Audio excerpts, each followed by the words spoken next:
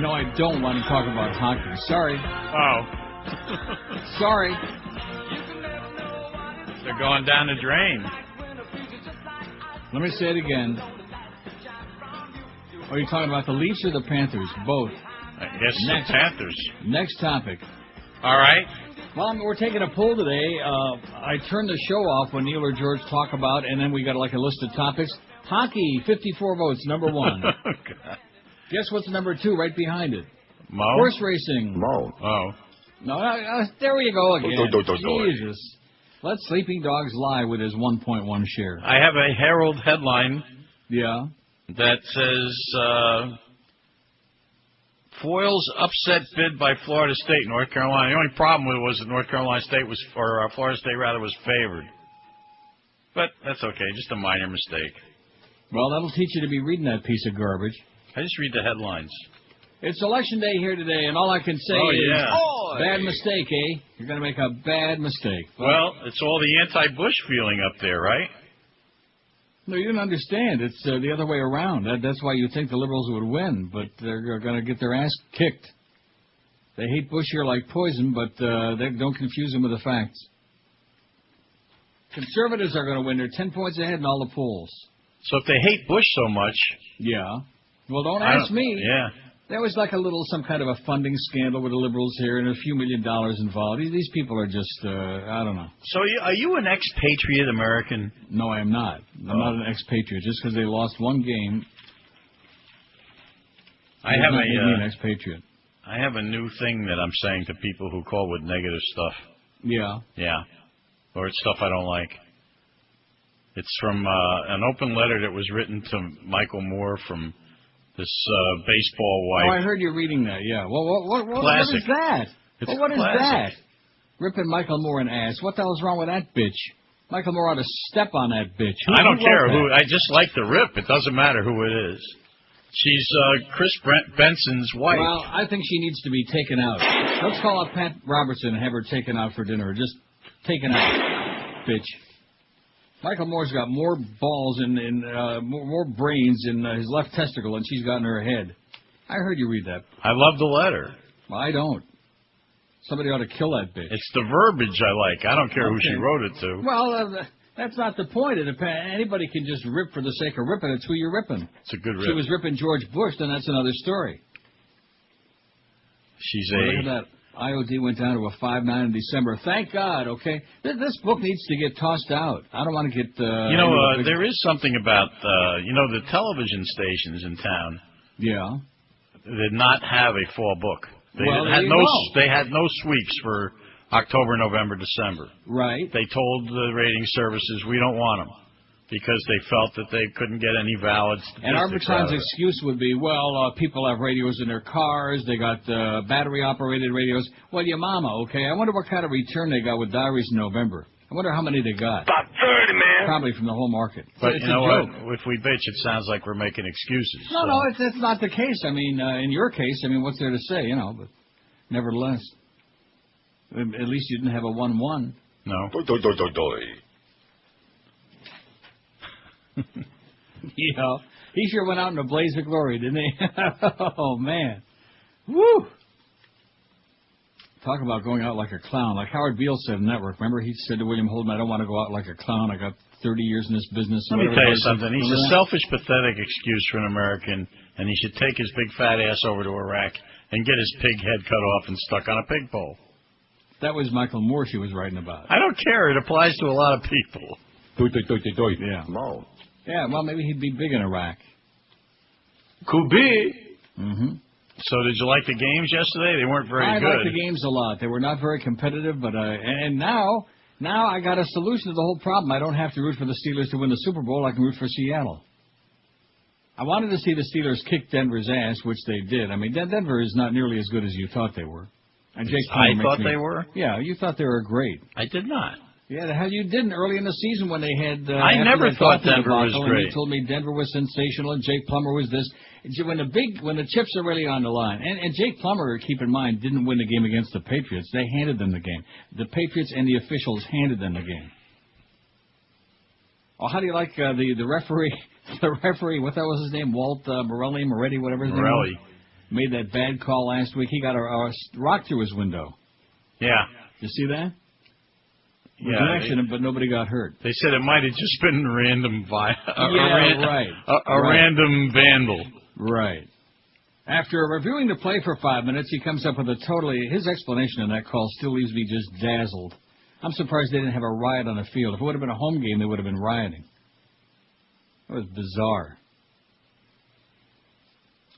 Well, so I see we got, Bo today and tomorrow. Yep. Curtis on Wednesday, Geldy on Thursday. It's like a mix and match, and then we got Geldy again on Friday. Oh, boy. 2-4. We got up in the air.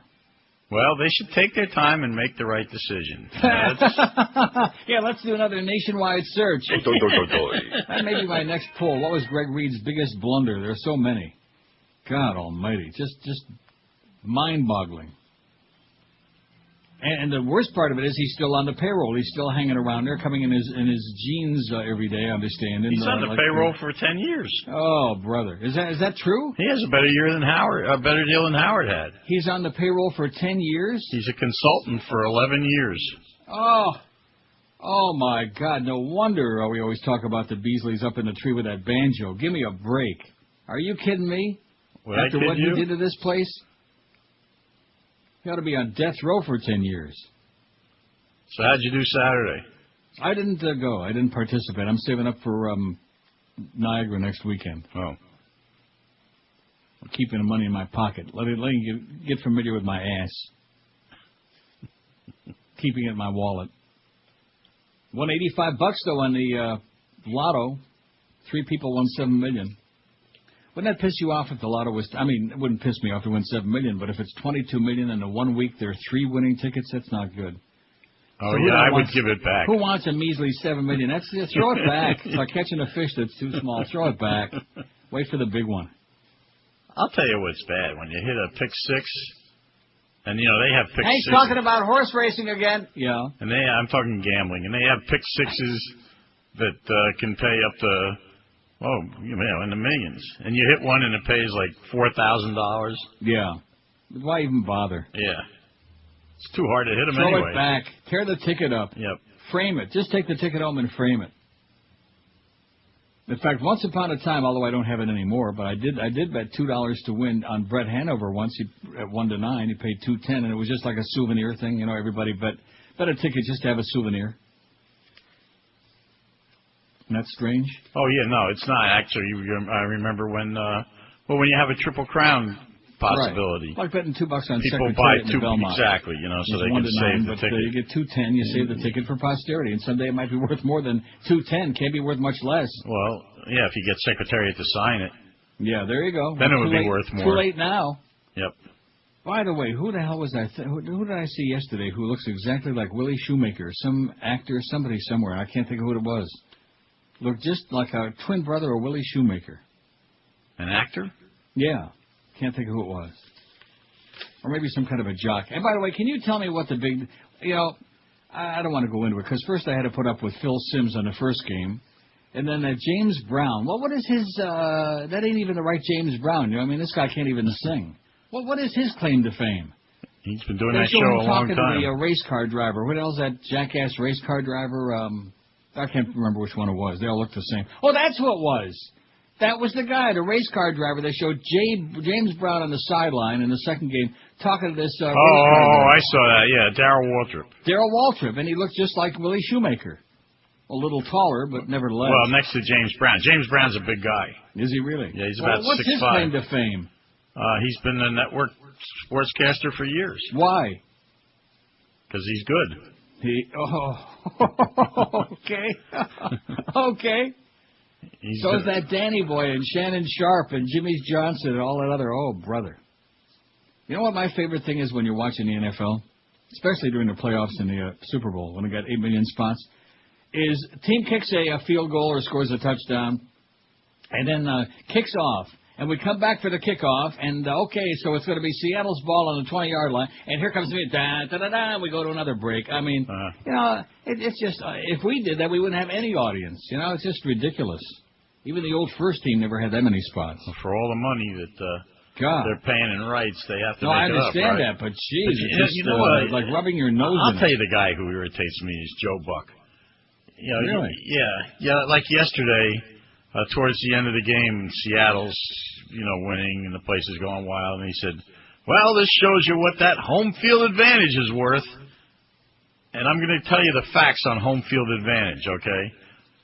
In the last 5 years or 6 years, whatever it is, home field teams in the conference finals are now 6-12. 6-12. Yeah. Home field advantage means nothing when you get to this stage of the football season. Are you nitpicking now? Yeah, no, Yeah, that's not a nitpick. About He the was only good wrong. thing I'll say that he did yesterday, and it took him about 10 minutes to do it.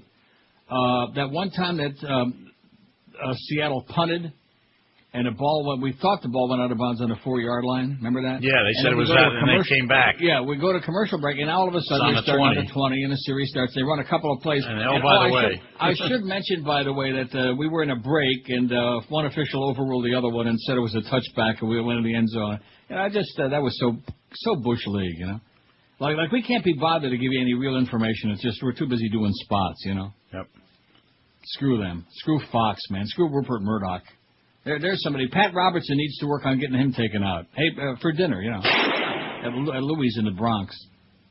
See, I can't root for Seattle because Paul Allen versus Dan Rooney. I like Dan Rooney better. I don't root for teams based on the owner. Okay, man. Bob Kraft's a good guy, but I root for the Patriots because of the owner. Well, how about if you had 25-1 on the Steelers? Would you root for them then? Well, you bet. I don't bet on football games. Okay, I don't bet on any sport where you got to cover a spread. I mean, to me that not only has your team got to win, but then they got to win by so. That would be like going to the track and your horse has to win the race by at least 3 lengths, or you don't cash the ticket. I mean, what kind of nonsense is that? A win is a win. You win by a nose, you win by 20 lengths. It makes no difference. You cash the ticket. Any sporting event where you got baseball, hockey, football, you got to win with basketball by a spread, screw that. That's any sporting event. I understand. That's why I don't bet those things. Who the hell wants that aggravation? In addition to which, I'm enough of a real fan that if I root for a team, I get aggravated enough. If I also compounded that by having a big bet on the game, I'd have a stroke. Too much pressure, man. Quit that gambling. Quit betting on sporting events. Watch the game in peace, relax, no pressure. Que sera, sera. Oh, and by the way, U.S. airmen killed. There's more dead soldiers in Iraq, but CNN now on their website thinks it's so unimportant. I can't even find the stories on these anymore. That's how we've demeaned the lives of the American service people now. They don't even put the story on there anymore. It's not even news anymore. Just more dead soldiers, and life goes on. The sun is shining. Which it is. We broke the all-time record for the date on Friday. It was 54 degrees here Friday. Wonder what it's going to be like in Detroit next week. Next week? Yeah, that's where I'll be. Not this weekend, but the following week. Don't we have the 2-week break now? Yeah, I'll be there starting next Monday. Oh, man, I think that's when the 10 feet of snow are coming in. Oh, brother. Well, at least if it snows a lot, there'll be something white in Detroit. Anyway. You're listening to Neil Rogers on Sports Radio 560. Listen, I used to live in Detroit, man. You don't have to tell me about Detroit. I lived in Southfield, though, which back in those days, in the early 70s, that was far enough north to get away from the inner city, quote unquote. Actually, Detroit used to be a heck of a place till they burned it down. Till 67, man, Detroit was great. Well, we'll be downtown. Oh, well, like I said. The Renaissance Center. Take along several bodyguards. I am, taking the beast. Good, there you go. Well, he can guard you up to about your knee. Have a great day. It's Monday. Too. Don't get carried away now. Let's space it out over the week. Yeah, I'm done gambling for the week. Save a little, yeah.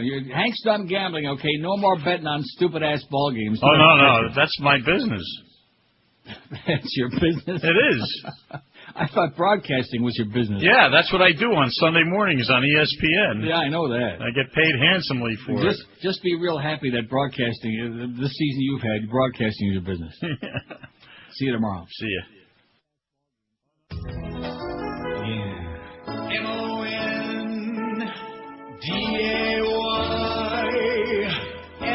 MONDAYSUCKS.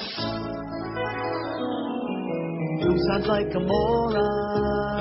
It's time. Every time he speaks, It's the way God wants it to be. Wants to take a city and cover it in sweet. Ray Nagin can.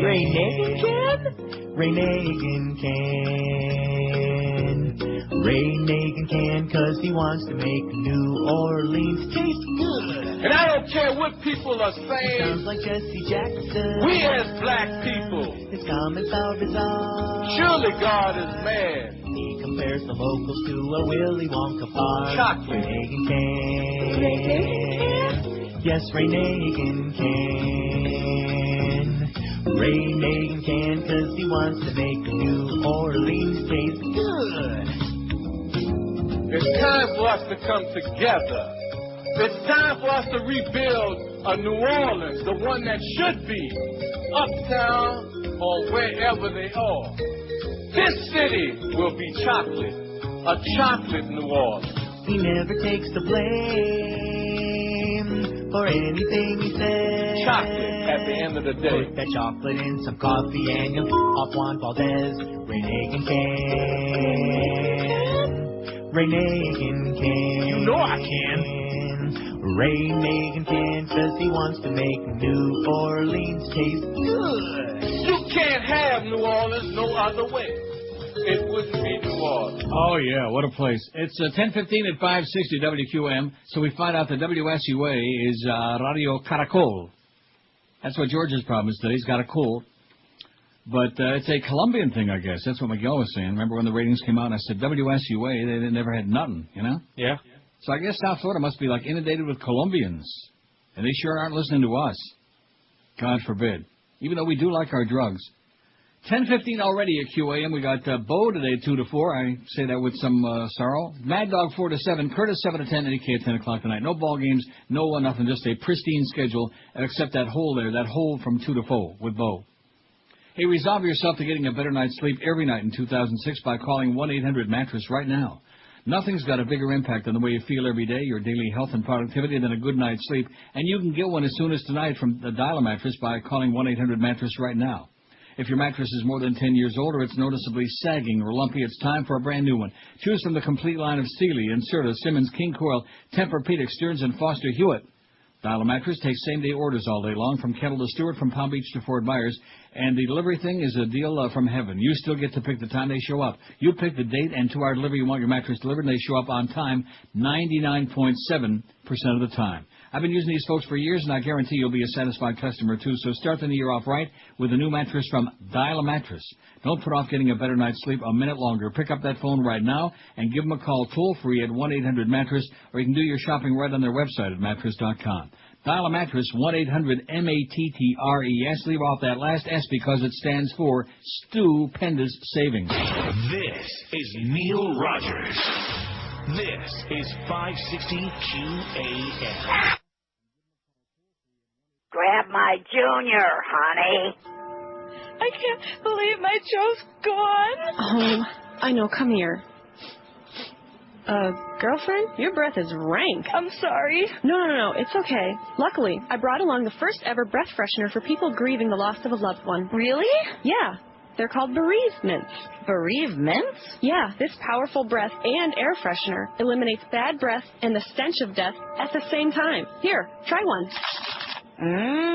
Refreshing. Bereavements, the breath freshener for people mourning the loss of a loved one. Thanks, Bereavements. Located at your grocer's counter or funeral parlor next to the lip balm.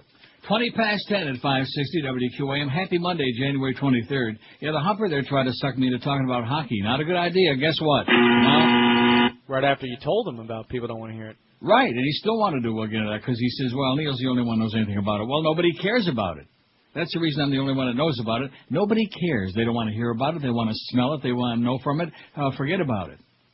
Yeah, but the Panthers are, yeah, okay. I wanted to, do a reverse, because I don't know how we're going to do this thing with a poll on the movies. And to be honest with you, I think it just was a time killer on the movie poll, because I don't see an awful lot of difference from the first time we did it. Maybe we didn't do it that long ago. And I'll tell you why it couldn't have been that long ago, because Fahrenheit 9/11 is on it. Right. And that was 2004. So maybe we actually did this poll earlier this year. See, when I go through the history thing on a website there, I have no idea of knowing the date on the that we took any of these polls. Well, let's make it up. But I can just tell by the chronological order, and I didn't do that because George. Let's blame George for it. He's out sick today. It's George's fault we did this stupid thing again because he faxed me the list just to make a point that Magnolia only had 3 votes, and I said, oh, that's a great idea. Let's do that poll again. No, it's his fault. That's why God is punishing him. That's why he's sick today, and he's probably forcing him to listen to El Caracol all day long, WSUA. Radio Suave. That's why when the book came out, and I'm thinking, it's like Spanish lullabies. They never had like just fractions. But they changed the format now, man. They got like subversive Colombian talk on there or some kind of crap. You would think that somebody in our audience would have told us about Radio Suave, huh? But I guess maybe they're listening to Radio Suave, no speaking English, because even their website is all in Espanol. And the worst part of it is I looked on their website, and I could understand all of it. That really scared the hell out of me. I think I was in South Florida too long. Anyway, so I'll do the poll result in reverse, and I'm sure not going to go down the whole list of this 8,000 movies on here. Oh, why not? Take us till about 1:30, I guarantee you that. Take us up till Bo time. In fact, if you think it's exciting that we got Bo from 2 to 4 today, we got Bo tomorrow, and the big feature on there is Jacques Martin at 3 o'clock. Kim Bokamper talking hockey with Froggy. Holy cow. I want to hear Kimba say, plunk your magic twanger, Froggy. Just one time. I would drive off the road. In my chair, anyway. Okay, so here's today's poll. I turned the show off when Neil or George talk about. I never turned it off. Out of 564 votes, 296. God, do we love those people. And no matter what we do, they're like, maybe they got one of those crystal radios that only gets one frequency. I bet you never saw one of those, did you? I never saw one of those. Actually, those go way back to the early days of radio, but they also go back in the 50s. There was a thing called the White Mic. It was an advertising campaign. Bunch of scamsters, and they would go out, they'd come in, and for your station, they would go out and sell a bunch of clients, and they had a big white microphone that they would put in the advertiser's place of business, and it had a crystal thing inside of it. In other words, it was tuned into your frequency. It was not like a regular radio that you could tune out of another frequency. Okay. So, like, if it was a QAM white mic, it would be like 560, and it would be stuck there, and they'd have it on all day, and got it? The white mic. I got it. Anyway, I turned it off when Neil or George talk about horse racing is past hockey, 66 and hockey 63. Those two, horse racing and hockey, forget about it. No interest. Not minimal interest. None. Zero. Zippity-doo-dah. Religion 28. Fag stuff 23. Like gay. Oh, God. I wish George would quit doing that, too. Politics 23. Music 20. Movies 20. Radio stuff 14. Sex 6. And food and restaurants 5. So I guess other than the top 2, the rest are like, I don't know, cum si cum sa, right? Pretty much, the bottom 3 or 4. Well, no, I mean, there's nothing with more than 28. But horse racing and hockey. So next time the Huffer tries to give me one of those, and then he started in with that thing, oh, you know what else we need to add on there? Gambling. Okay. Because that's not just horse racing, gambling. And I do talk a lot about that, and about Woodbine, and about the slots, and about casino gambling. So here's the poll we took on Friday. Anybody ready for this? No. It's only a list of 45,000 movies. WQAM, first call of the week. Hello, not there. Good. Good start. Better than most of the alternatives. Should I try 6 or not, you think? Oh, yeah, why not? WQAM, hello. First call of the week, Tone Setter. How you doing, Neil? Okay, Pally, what do you got? Have you seen the new scandal in the city of Miami? What's that? About the mayor and the burial site of the Seminole Indians? What about at those new towers? They fired the archaeologist that found the burial site and scooped it under the desk, and they made millions out of it. And they just got caught. They scooped it out of the desk. Well, you can almost smell it, can't you? Nobody cares. Okay, see that? Like I said, these calls are really great, aren't they? Call up Radio Caracol, okay? Call up WSUI. I'm sure that they'll be whipped up into a frenzy about that. Bada-beep, bada-boop, bada-bop. Nobody's speaking English. Yeah. It's a miracle that any of the stations in English get any numbers in South Florida, I'll tell you that. It's just amazing. The best movie of all time. I think I'll save it till after the break, you know? Because once I get started, I got about 7,000 titles to read. In fact, I think instead what I'll just do is go to my movie book, and I'll just start at A and go through to Z. Yeah, that sounds about right. WQAM, hello. That'll teach George to be out sick again. QAM. I'll only turn off the Neil Rogers show to listen to the album. Yeah, okay, great. WQAM, hello. Yeah, Reverend Jones is a drunk. See, they got the 18 lines there. They got their own phone set up. They got their own hook up there. Reverend and his boyfriend, Reverend Jr. WQAM, hello. Good morning. Yes, sir. Is this George? No, George is out sick today. If you want to speak to George, we can give you his home number. No, it just sounds like you got a sock in your mouth or something. I do. Anyhow, I wanted to speak to you regarding Pompano Harness. Are you going to be out there anytime this winter? Why is that? Well, because I like to go by. I like to acknowledge you when you're there. No, I don't want you to acknowledge me when I'm there. I want to be left alone. Don't want to see you. I don't want to know from you. I don't want to smell you. I don't want to be bothered. If I go to Pompano Harness when I'm there, which I was there not that long ago. I was there in December. Oh, you were there at the track. We could have gone by and seen you. Exactly. That's why I didn't tell you, and that's why I'm not telling you the next time. Had a great evening with my friend Dick Feinberg and Derek, and we talked and yucked it up and reminisced and had a few laughs and the Fat Rich Memorial Dinner and whatever. You know.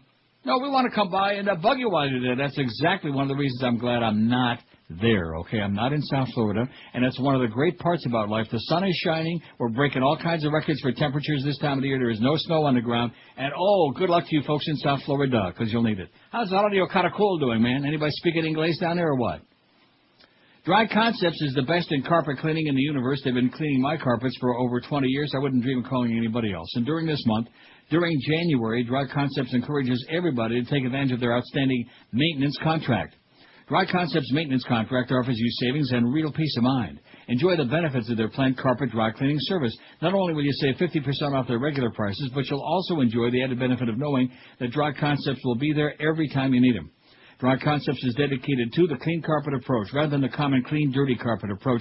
Don't get fooled and ripped off by those $19.95 specials that leave your carpet soaked for days without treating the real problems. You made a huge investment in your carpeting, your upholstery, your drapery, so let Dry Concepts protect your investment for a long time. Dry Concepts' professional staff is fully certified, their service and standard absolutely unmatched. So take the worry out of having your home sanitized all year long when you have Dry Concepts' maintenance program. In Dade, Broward, and the Palm Beaches, call them today toll-free at 1-800-248-5071. That's 1-800-248-5071, or on the web, it's dryconcepts.com. Dry Concepts, you really can clean today and entertain tonight when you use these folks. 1-800-248-5071. This is Neil Rogers. This is 560 QAM. Oh, God, Neil. She's beautiful. Oh, he's on fire right now. She's a smoking little pistol, isn't she? Really, though, we're just like any other couple. They're the latest hot couple in Hollywood's eyes. Even better than the Julie and the Ashton surprise. Brad said we're just friends till he got between her thighs. And now she's with child and her name's Angelina Jolie. Their sex at that hotel really caused quite a fervor.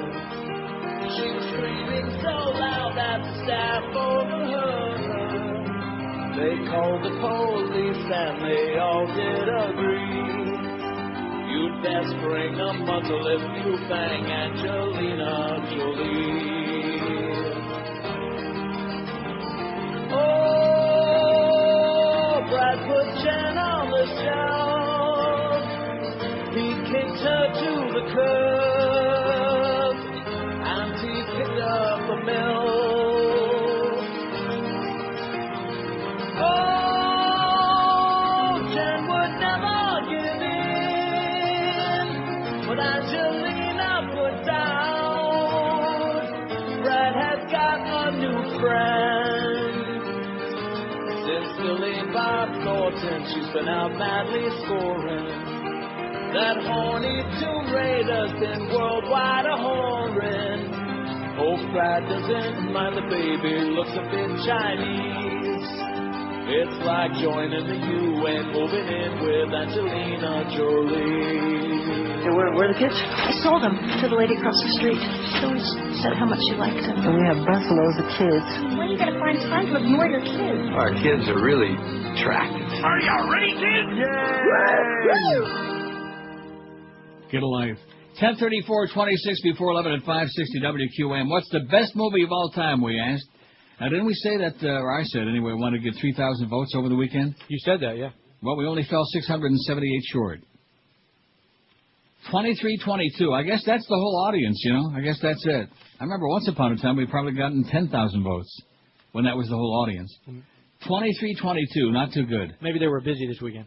Doing what? Oh, watching those football games, or maybe listening to a Radio Suave El Caracol. Combination of both. Right. Maybe they were listening to because they're the Dolphins games in Espanol, by the way. Radio Suave. See. And they got talk shows now, I do see. You would have thought that somebody would have called in and given us a little heads up on that. Pretty sad, the commentary when the people in programming aren't even aware of what the other stations in the market are. We need a we already had a bilingual program director. The best movie of all time, The Godfather. Now, that's only the first one, okay? Now, the original, first time we did this, we combined them, and I have no idea why we did that. That was not a smart move.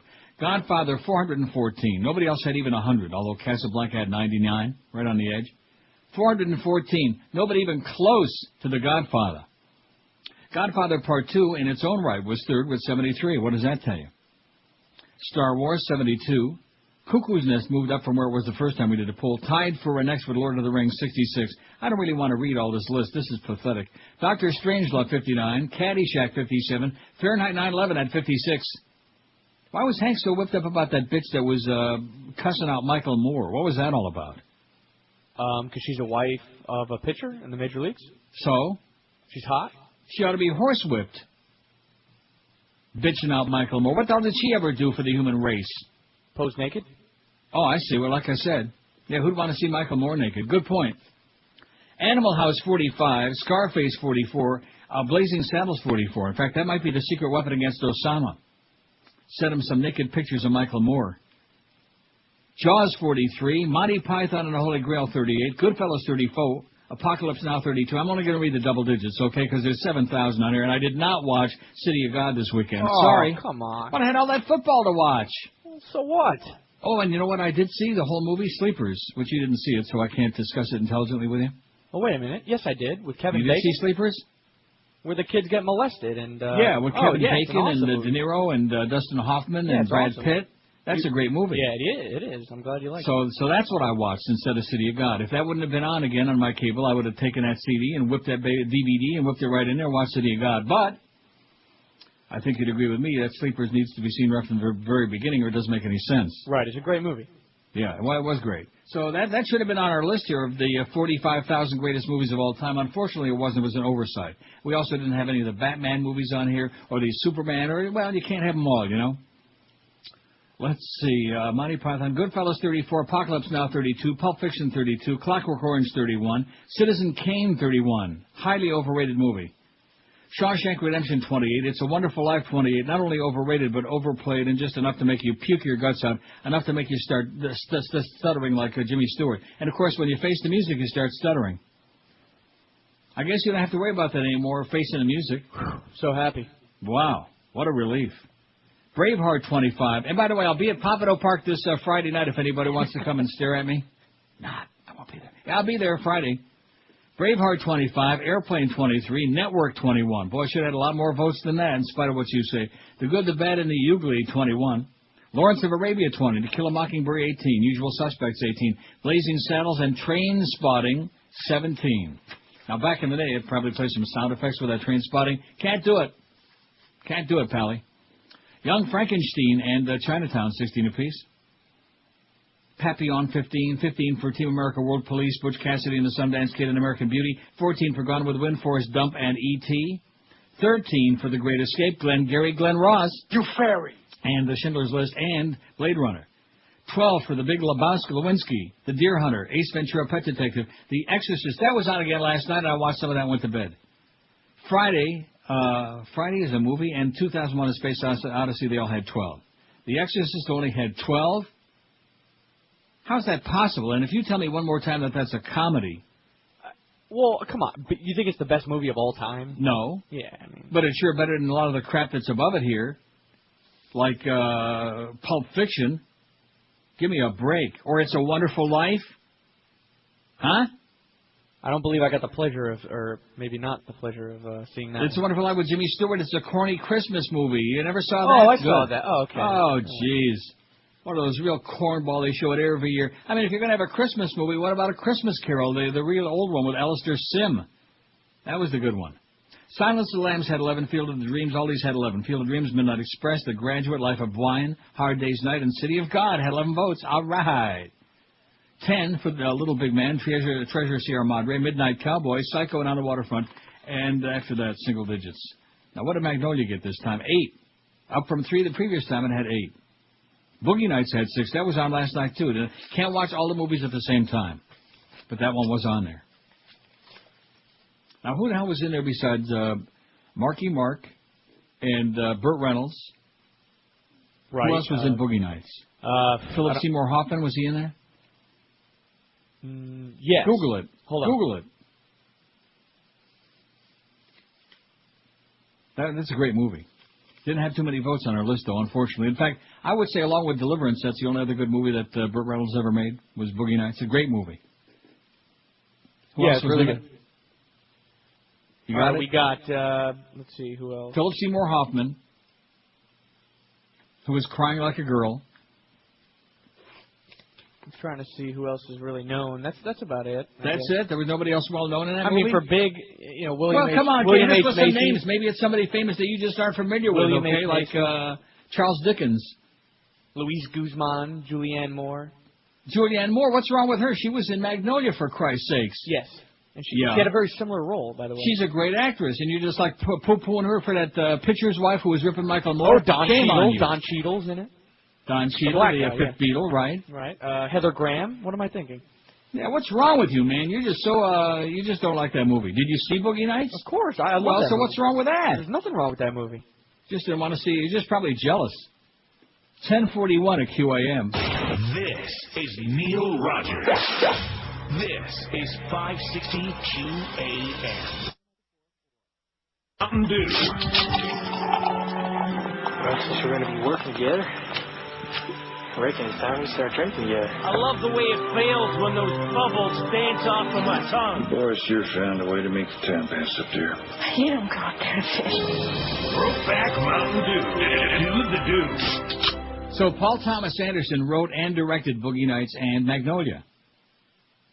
So it's no coincidence that he used a lot of the same actors and actresses in both movies. John C. Reilly, which you left out conveniently, and that's because of your anti-Magnolia bias. Who's that, the cop? And William H. Macy. I said William H. Macy. Don't you remember William H. Macy? He found his wife doing some guy in the bedroom, and he went out to his car, and he put the drink on the roof, and he came back, and bada bing. And then he stuck the gun in his mouth. Yeah, but I said remember that. Remember that? I do. And, oh, man, messed up the wall real bad. So anyway, there are two great movies, Magnolia and Boogie Nights, and that's the end of that list. 5670560, pound 560 in the Verizon Singular wireless lines. A lot of people with very bad taste, not to mention any names. Italy Court asked, did Jesus exist? Remember we had that story a couple weeks ago? Yes. Well, we're getting there now. Lawyers for a small-town parish priest have been ordered to appear in court next week after the Roman Catholic cleric was accused of unlawfully asserting what many people take for granted, that Jesus Christ existed. You hear people say that all the time. Jesus Christ, are you here again? Especially like when Fat Boy would waddle in there. The Reverend Enrico Righi was named in a 2002 complaint filed by Luigi Cascioli after Righi wrote in a parish bulletin that Jesus did indeed exist and that he was born of a couple named Mary and Joseph in Bethlehem and lived in Nazareth. Cascioli, a lifelong atheist, claims that Righi violated two Italian laws by making the assertion so-called abuse of popular belief in which someone fraudulently deceives people, and impersonation in which somebody gains by attributing a false name to someone. Cascioli says that for 2,000 years, the Roman Catholic Church has been deceiving people by furthering the fable that Christ existed, and says the Church has been gaining financially by impersonating as Christ someone by the name of John of Gamala, the son of Judas from Gamala. He also was, isn't this story exactly the same one we had on before? I think so, but this is CNN just discovered it. He also asserts that the Gospels, the most frequently cited testimony of Jesus' existence, are inconsistent, full of errors, and biased, and that other written evidence from the time is scant and doesn't hold up to scholarly analyzation.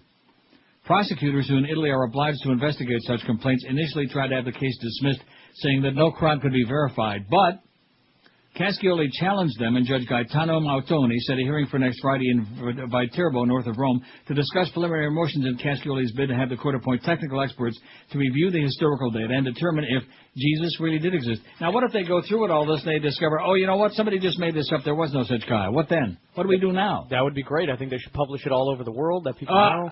Bad for business. Very bad for business.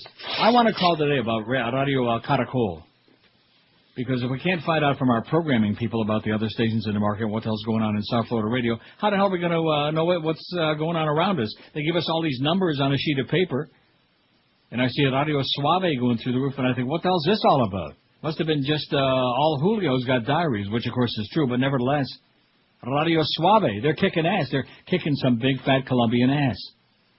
567-0560, pound 560 on the Verizon Singular Wireless line. WQAM, hello. QAM. Hey, Neil, good morning. How are you today? Yes, sir. Okay. Just wanted to submit a movie for your poll. Well, a movie for what poll? The best movie of all time? Yeah, that's last Friday's poll. That's over with. I'm sorry, I tuned in late. Yeah. Well, I would have voted in the 1962 color version of Mutiny on the Bounty with Marlon Brando and Trevor Howard, anyway. That would have been a good choice, but guess what? Too late. So anyway, that poll you did a couple of weeks ago about the world's silliest religious crap. Are these people good or what, huh?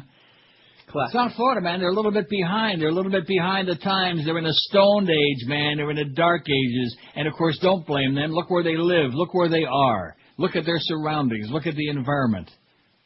Look at the drivers. Look at the average age, 145. Oh, wait till I tell you about my driver's license, by the way. WQAM, hello. QAM, heavy breathing line. Hello. Good morning. Yes, sir. How are you? Good. Can I speak with Neil? Speaking. Neil. Yeah. Hi there. Hi there. Good morning. How are you? Good. How you doing? Just wondering about the elections in Canada. What are you going to do? You going to leave? You going to run away? I beg your pardon? The election's coming up in Canada. When is that going to be? I don't know. Pretty soon. Today. Today. Yeah, Today. exactly. Yeah. Is it going to be a bad thing or a good thing? Going to be a bad thing, sir. The Conservatives are 10 points ahead in all the polls, and they're going to take a turn to the right. That's what I hear. That's what I hear. Well, doesn't affect my life. Well, I hope not. You know that the media certainly affects our life, though. The bought and paid for American media, you know. Yeah. Well, for sale by the highest bidder. We'll never find out the truth about much of anything. Well, that goes to show it. So then go out and have a nice day. Get some sun, get a little vitamin D in your body, and enjoy life because it's really short, you know what? Don't worry about these things. I mean, I do have my usual stack of articles that nobody cares about, and I'll get into them because we don't have Miguel there to give me a song and a dance. I was terrified that with George out today, he was going to be sitting in there lecturing me about not doing these bedtime stories. Oh, he's busy. He's got things to do. Good. Good. Keep him where he belongs. Maybe he's researching Radio Caracol. Huh? I'm sure he's listening right now in his office. Well, good for him in his orifice. Instead of us. WQAM, hello. Radio Caracol. Yes, Neil. Hola. Yes, sir. Yeah, Caracol, what they do is they have a guy, they have different shows, and they have a guy in Bogota, and he talks to people all over the world. Yeah. You know, you call from Miami, and, you know, you talk to him. They also have the news from all over the world. You know, they have different radio stations in different cities, things like that, and then community programming. You know, lawyers and stuff like that. You know. Oh my God, sounds as boring as dog poop. Well, they also have you know, soccer programs, and that's where most of the guys you know, want to hear about soccer from their country. So they have all the scores and all that. Wow. Stuff. So it's a station for foreigners. Yes, it is. That's what it is. For illegal aliens? Well, not necessarily, but not necessarily, sure but possibly. 50% of them are. There you go. Okay, thanks for your honest opinion. He said Radio Caracol really sucks. Isn't that what he just said? He said it's for a bunch of illegal aliens who just came on a banana boat. But that's why a lot of people are listening. And he said, no, yeah, well, that's South Florida for you, baby. No speaking English aquí. Oh, no chance. Radio Caracol my ass. That is just unbelievable. Well, it goes to show you. Put anything on in a foreign language, especially Espanol and South Florida, guaranteed you at least a 2-share right off the bat. WQAM, hello. Hello, can I speak to you? Radio Espanol. Hello. Bueno. Yes. Hey, what's up, Neil? How you doing? Hey, I want to recommend you a movie. Okay, good. Do it some other time. We're not talking movies anymore today, okay? You people are like stuck in a Stonehenge in the Dark Ages. Enough of the stinking. In fact, look at the poll we're taking there. When you talk movies, 22 people turn out immediately, if not sooner. Enough of the movies already, okay? Anyway, Sleepers, you really ought to see it. Yes. I'm glad you did see that, and it is an excellent movie, and the acting is outstanding. In the end, and they now see the author of the book. It's based on a book. The author claimed it was a true story. Really? And you'll notice at the end of the movie that they flash on the screen the things about the state of New York denies that any such activities ever took place in any juvenile detention center, and bada-beep, bada-boop, bada-bop. And the author maintains that the names have been changed to protect the innocent and the guilty, but nevertheless, that's a true story. And I believe it. Why would you want to for believe it. Huh? I'll take his word for it over. And I'll tell you one thing that the Catholic Church ought to be happy about this is at least we have finally a good priest. Although he lied, but he lied for a good reason, though. No, De Niro? Right. He was very good in that. And Dustin Hoffman was like one step away from Rain Man. Didn't you think? I thought that movie everybody was good in it. It was great. I turn the show off when Neil or George talk about 662 votes. We got a chance at 1,000 today, even without George being here. Why won't he be upset to miss this, you know? You think he'll be upset? Nope. Let's see, I never turn the show off, 353. 53.3% loyal. They're glued in, man. They got those magic white mics with it glued into that with a crystal set to 560. We love you people, thank God. And boy, we need that loyal audience, man, now that we're up against the radio. Forget about that waxy crap. We're up against the Radio Caracol now, against the Colombians, against the Medellin cartel. Isn't that what it is? Yeah, we're up against all them drug dealers, man. How the hell do you beat them? I guess if you can't beat them, join them. That's probably where George is today. That's what George said. Yeah, that's his motto. He's sick my ass. He's out there probably making drug deals with the Medellin cartel. He's probably making a jump over to Radio Caracol. Wouldn't you think that'd be right up his alley? He's using that Rodriguez name. I turn it off when Neil or George talk about horse racing, 76. I wish George would stop doing that. 76. Hockey, 74. When is he ever going to stop? The Panthers. Oh, that Ole Jokinen, man, he's really your mama. And those are really the only two. They just cannot handle it. Politics, only 28. Religion, 28. Music, 25. Of course, my taste in music is so bad. Movies, 23. And my taste in movies is even worse than my taste in music. Fag stuff, that's where I got the good taste, 23. I know that whole deal inside and out.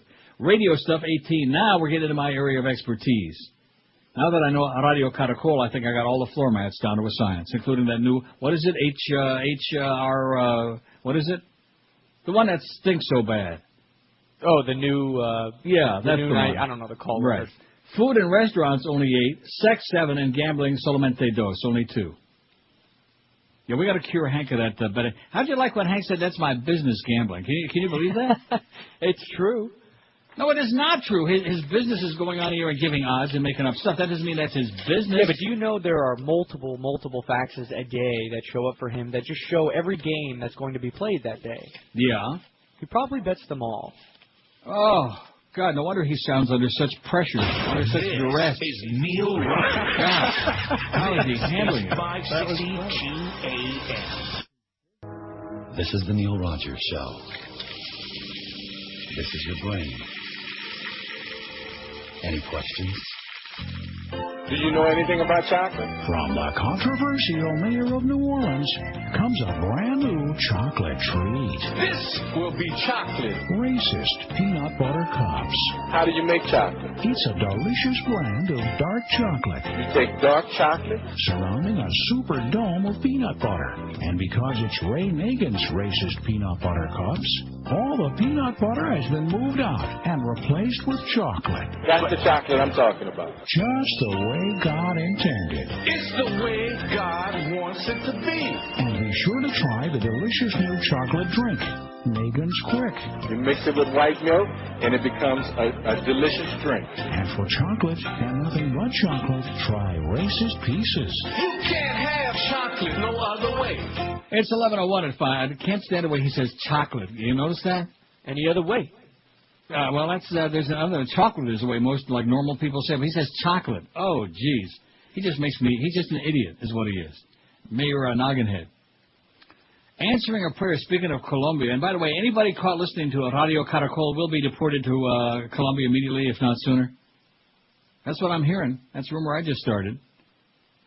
Chad Dunham worked 2 years with the U.S. Embassy in Bogota, Colombia, yet he attended worship each week in South Florida. The link? A streaming video or online broadcast of Fort Lauderdale's Christ Church United Methodist on his computer.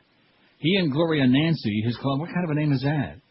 His Colombian-born wife often gather to watch along with as many as 10 family members. The tiny home congregation is a powerful example of how church groups are using technology to bring people together even across time and continents. Church was the pillar of my Sunday family life while I was growing up, said number 31, an Army Reserve captain in military intelligence who returned home to Coconut Creek this month. The web streaming gave me something I couldn't get elsewhere, a little slice of the U.S., and sometimes it was the only spiritual fulfillment I would get all week. Oh, God, isn't that great? Don't we all need a little spiritual fulfillment? Oh, yeah. Or some kind of fulfillment. While the revolution began about a decade ago, churches have gone far beyond the groundbreaking religious websites and whatever this is, I don't know what this word is, of the 1990s. The new currency is online message board, weblogs, fiber optic transmission, even tiny iPod music players.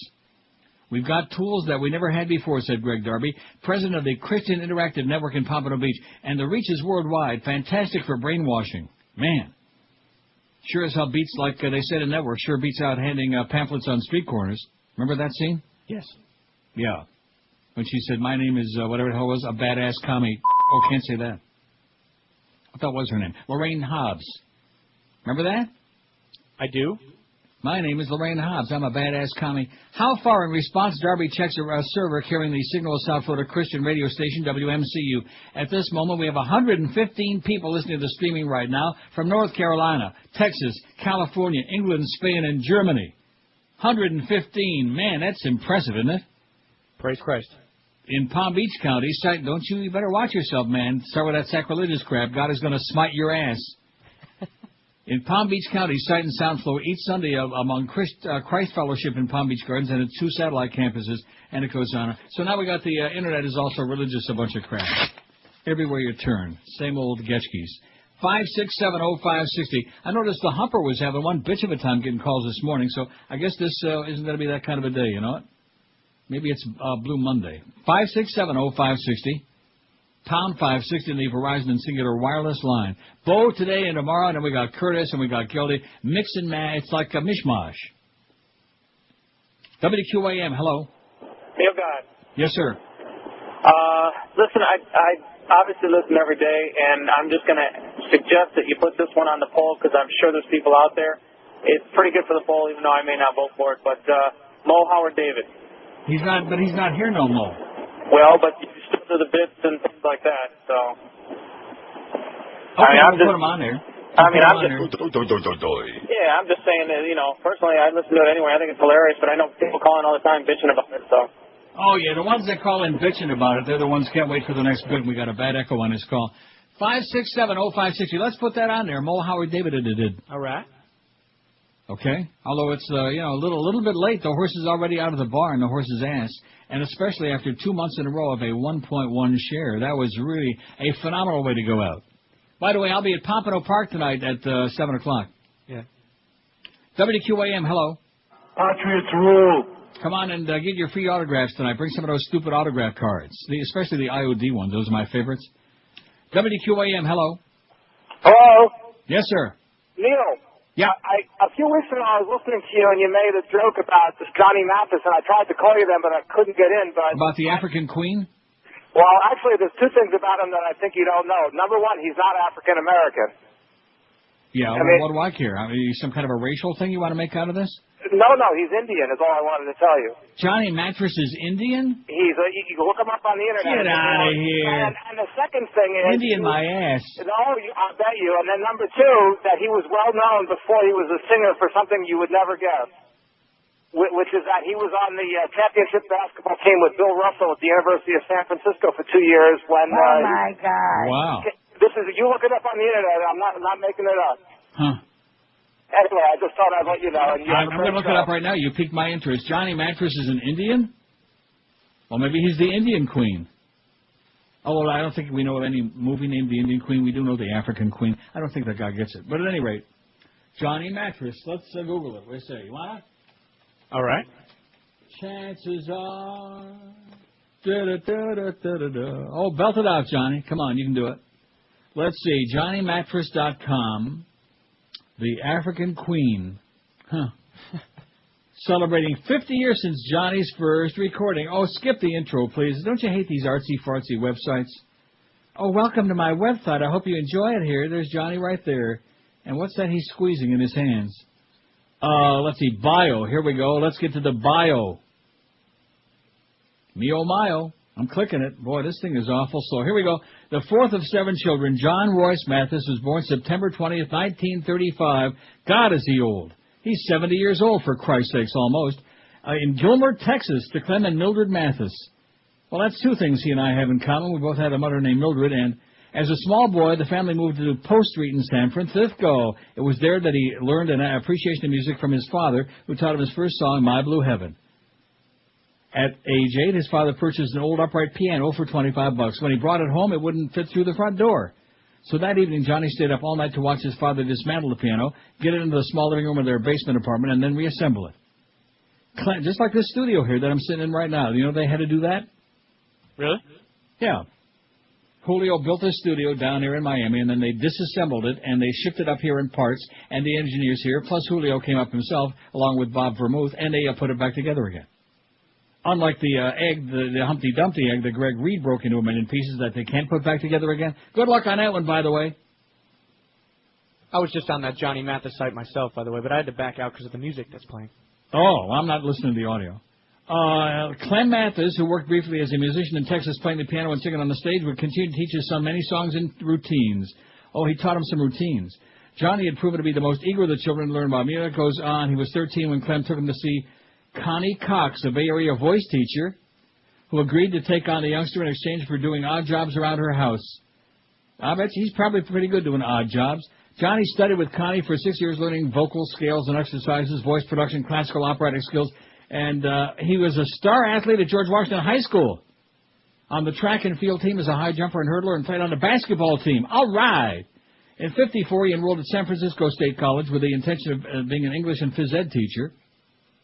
Oh, watch out for those phys ed teachers. Look out. They like to make you take showers naked, you know? Which probably is a good idea. I think when you have that kind of a phys ed teacher, it's a good idea to take showers with your clothes on. While there, Johnny set a high jump record of 6'5.5". This is still on the college's top 15 list. Just as he was when in high school, Johnny's name was frequently mentioned in the sports sections of the Northern California newspapers. He was referred to as the best all-around athlete to come out of the San Francisco Bay Area. And it goes on and on, but they don't say nothing about being Indian. Huh? I mean, not that it really makes any difference, but the guy was right. The guy was right. He was a basketballer. Although this doesn't say anything about his being on. Oh, yeah, he was on the 56 Olympic, whatever. So there you go. Everything you want to know about Johnny Mathis, and quite frankly, we don't want to know nothing. The African Queen. But that sure killed some good time. Thank you very much, Pally. That was a fantastic call. Now, let's see. For the poll today, I turn it off when Neil talks about Johnny Mathis. WQAM, hello. Hey, Neil, it's a chime. WQAM, hello. You're mean. WQAM, hello, not there. 567-0560, pound 560 in the Verizon Singular wireless line. That was a good trifecta there. We had a good run. Yeah. WQAM, hello. Neil. Yes, sir. WQAM, hello. Hey, Neil. Yep. How are you today? Good. How are you today, sir? Fine. I have a question for you. Is it about Radio Caracol? Yes, do you shave your private areas? Yeah. Your mama. I think your mama does. Oh, and speaking of that, oh, my God. Of your mama? There was a clip on the news. I forget what show it was on yesterday. Maybe it was on Certainly Not News Network. And they had this one of these meetings in New Orleans with all the disgruntled homeless people who are either out of their homes or they can't find their relatives. And there was a very large, dark-complected lady, Chocolate. Chocolate, yeah. And she was foaming at the mouth. They can't find her mother or whoever the hell it is, and they aren't paying any attention. And she had a mustache that... Did you see that clip? I did not, but I watched She had a full mustache. Big fat lady with a mustache. If I put it on CNN, will I see that? And then Mary Landrieu came over and she sat down. Oh, we're going to make some calls because this is politically very bad for me and yada, yada. I'm serious. You wouldn't have believed it. And I'm not exaggerating. This lady had a big mustache. I'm trying to think of somebody famous who's got a mustache. Name me somebody. Burt Reynolds and Boogie Nights. Okay. Well, kind of like that. Just like that. That's pretty filthy. I mean, you've seen people with facial hair and women with but this wasn't just like that. Yeah, usually the women might have a mustache. That's struggling. Yeah. Now why wouldn't she shave that baby? And a mustache too. Well, why not? Maybe she likes it. I guess. And she was a big lady, man. I thought she was going to, like, knock somebody into the next solar system. Good God. She was just wild. And rightfully so, by the way. I mean, the fact that she's got a mustache doesn't mean that we shouldn't find her loved ones, etc., or we should be less sympathetic. But, man, how about a little bit of hygiene, you know? How about, like, shaving it? Or maybe there's some reason for it, you think? Oh, I'm sure. Maybe because she's been out, maybe because of the hurricane. Maybe she hasn't been at home in quite a while now, and she can't get her shaving equipment together. Good point. Good point. Isn't that a good point? Yeah. Although it does strike me a little bit bizarre that, I mean, do you know any women that shave their, like, upper lip? Oh, wait a minute. I'll pass on that. If don't go me. there. Don't go there. 12 minutes after 11 at 560 WQAM. If you're in a dead-end job, if you're underpaid, if your New Year's resolution is a high-paying career, you better act right now. Pick up the phone and call Fast Train toll-free at 1-866-FAST-TRAIN. Fast Train will get you trained and ready for a great new high-paying career in just a few short months. That's right. Get you a new high-paying career in just a few short months. What's not to like? The demand for medical coding specialists and computer professionals right now is at an all-time high. And Fast Train offers convenient day, evening, and weekend classes, job placement assistance, financial aid for people who qualify. So pick up that phone right now and call Fast Train at 1-866-FAST-TRAIN. Fast Train's placed over 100 people like you in 2005. So check Fast Train on the web at fasttrain.com. But do it now because classes are filling up really fast. Don't miss the train of opportunity this year. Get out of your dead-end job, say goodbye to your dead-end boss and that crappy paycheck, and get yourself a real career with some real training from Fast Train. Call them today, 1-866-FAST-TRAIN. This year, make that New Year's resolution a reality. Get a life. 1-866-FAST-TRAIN. This is Neil Rogers. This is 560 QAM. I've got 2 sets of lips. What did Jen say when she heard the news about Miss Jolie? Was she upset, sad, and crying? Did she act like a banshee? Did she swear? Does she care that Brad put their baby there? Did she get the heebie-jeebies? Did she call her best friend Phoebe? Is she mad at her Brad for becoming a moodad? Or secretly is she glad that he's gone? Now that the news is out, it's time to scream and shout that she's happy now that she has been spun. Will she vow here and now that she'll get even somehow? Will she finally say Angelina is a man-stealing cow? Will Jen sing about their fling sitting down with Larry King? Will she say that Brad was stinky and a tiny little winky? Like said Blair for Jennifer, 'cause how happy they both were until that home-wrecking witch changed the plan. Life was a fairy tale, now her house is for sale. She's got a twitch from the switch. They threw her marriage in a ditch. Life's a bitch, 'cause that twitch took her man. Oh, Johnny Mathis, by the way, is the first recording artist ever. Now, this is something you might be very interested in. You might make $1 million on Jeopardy someday with us. Okay. The first artist to ever have an album called So-and-so's Greatest Hits. And in his case, Johnny's Greatest Hits, because it wasn't going to be like Patty's Greatest Hits. Johnny's Greatest Hits, 1958 was the first one. That's shocking. Well, I'll take that to the bank. I mean, there are other people before him that could have had Greatest Hits, but they just didn't get around to it. So don't be picking on poor Johnny Mattress, okay? You fair. What's wrong with you? 752 votes on the poll. Mo Howard David got 3, but it's kind of like anticlimactic. Oh, by the way, Neil, I got a great movie for your pool. Doesn't it just, I don't know. I guess you reach a certain point where nothing shocks you anymore. It's just amazing to me how shallow the people of South Florida are. I feel for you. I feel so bad because I spent how many years there? About 30, man. My God, how did I survive it? Jesus, it's as shallow as a grave. Shallow as the grave in Deliverance. Remember they had to dig the grave for that mugwump guy from Aintree? Yeah. Yeah. 567-0560, pound 560 on the Verizon and Singular wireless lines. Got Kim Bocamper at 2 this afternoon in the revolving slot. You ever see a revolving slot? WQAM, hello. Hey, Neil, how you doing? Pretty good. Good. The thing was, she gets mad because she thinks I'm fooling around with a 17-year-old and I'm 41, for Christ's sake. Okay, good. Line 9, that's going to be the Whisperer. WQAM Whispering Line, hello. Chocolate Eddie. 567, that's not the Whisperer. It's a bad fake Eddie. And that's it. See, now I can commiserate with the Humper because he was just dying for calls this morning. I thought to myself, you know, this is not going to be, I think I'll go back to bed. And then I found out after sitting around here till 9 o'clock, George is out sick today, and bada-beep, bada-boop, bada-bop. And Clarence wants to come in and nudge you again. See, I got nudged all my life. All my life. I had a mother that nudged all my life. And then she finally, went to that nudging place in the sky about a year and a half ago. And I thought, well, now there's nobody to nudge me anymore. But I guess Clarence wants to be your mama. Or my mama. Wants to fill the gap. Nag. What a nag. A pest. Just go away, Clarence, okay? Just go away. Just relax. Just make sure my paycheck hits her on Wednesday. And other than that, have a fine day. WQAM, hello. QAM.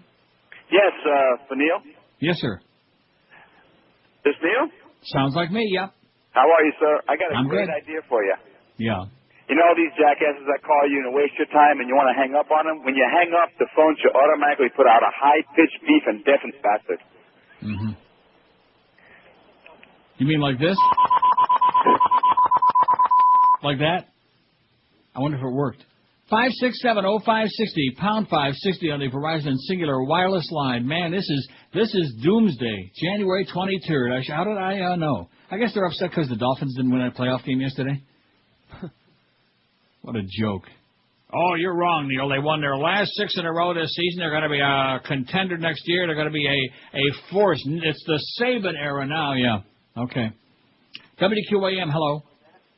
Where's Captain? Like that fixed game they won against the Patriots. WQAM, hello. Hello, Neil. Yeah, just an update from Gulfstream Park. I was out there this weekend. Yeah. And the facility... Well, let me say this. On the poll, it says here, what do you turn off most when Neil talks about horse racing is leading, so we better not do that. Update from... I guess this guy, he's probably calling from Radio Corazon or whatever it is. Sounded that way. Huh? Yeah. He's calling from Radio Caracol trying to siphon off our audience. Oh, yeah, what is it we can talk about that'll make sure the whole audience goes diving for the dial and turns it off immediately, if not sooner? Horse racing, Gulfstream, your mama. Don't care, not interested. Especially the flats, man. That's about. How can anybody watch that? You sit there and you wait and you wait and you wait and you wait and you wait. You read the racing form and you eat a hot dog and the horses come out. First of all, when the post parade in thoroughbred racing, they look like China dolls. Like if somebody breathes on them too hard, they're going to fall down and fall into a million pieces, you know. And then they run like most races are like 6 furlongs, like a minute and 10 seconds, and then you sit there for another half an hour. Oh, brother, not my cup of tea. WQAM, hello. Oh yeah, oh yeah, oh yeah, oh yeah, oh yeah, oh yeah. Oh, yeah. I knew he had one more in him. I knew there was one more. Oh. That was Greg Reed, by the way. That was Greg Reed doing the. If Hank is right about that, if he suckered them into signing him on for 10 or 11 years on the payroll to be their consultant. Well, no, that isn't. I think that's his contract. What? I think he has like 10 years left or something on his contract. You call that a consultant? Get out of here! They said his contract as manager was up at the end of the last year. Oh, pretty sure. No. Okay. You're pretty sure what? That was Caroline Beasley said that, and she sure as hell wouldn't lie. Nobody in this company would lie to anybody. But regardless, I mean, whatever it was, that's unbelievable. So he just comes around, he's going to try to get them to screw it up as bad as he did? You got to be kidding me. It's just amazing to me. It would be like Ray Nagin giving instructions on race relations. WQAM, hello. I like you. Do you like me? No. WQAM, hello. Wow, this is good. QAM, hello. Neil? Yes, sir. Jovan is back. Jovan is back. WQAM, hello. WQAM, happy Monday. Yes. Yes, sir. Neil Rogers Show? Yes, speaking. Hi, had something for your poll. Okay.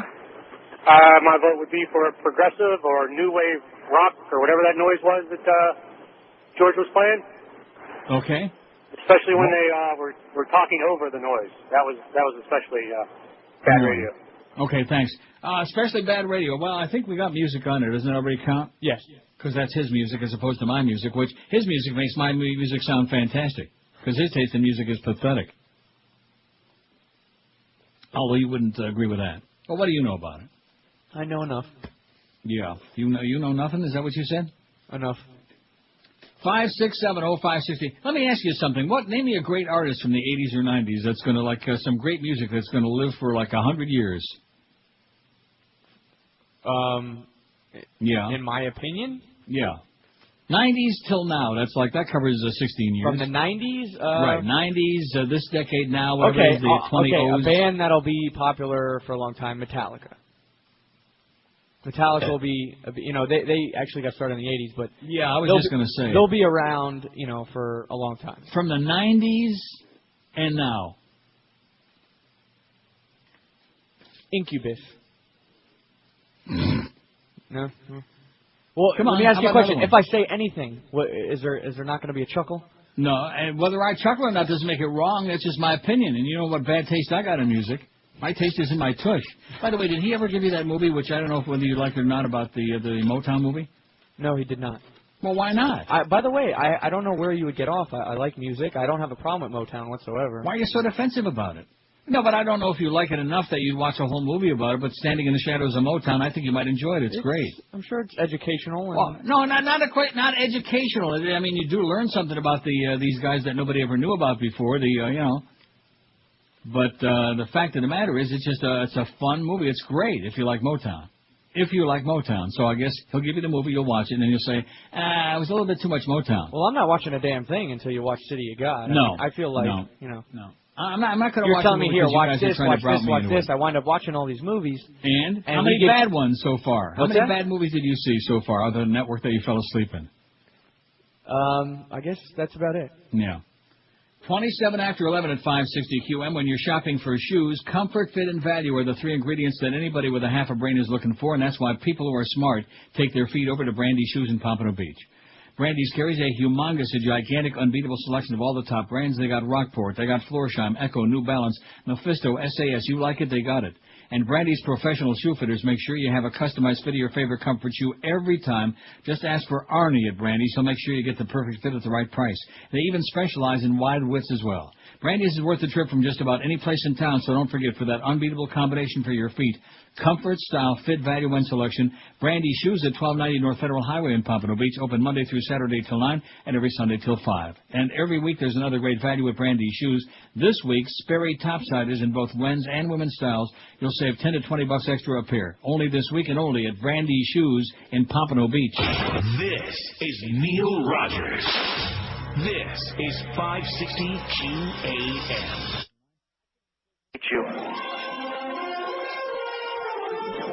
This is Dan Rather, former CBS Evening News anchorman, and now a punchline.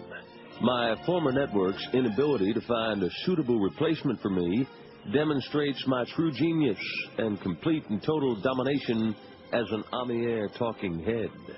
But let us speak about some of the names who have been mentioned to replace me. First, Bob Schieffer.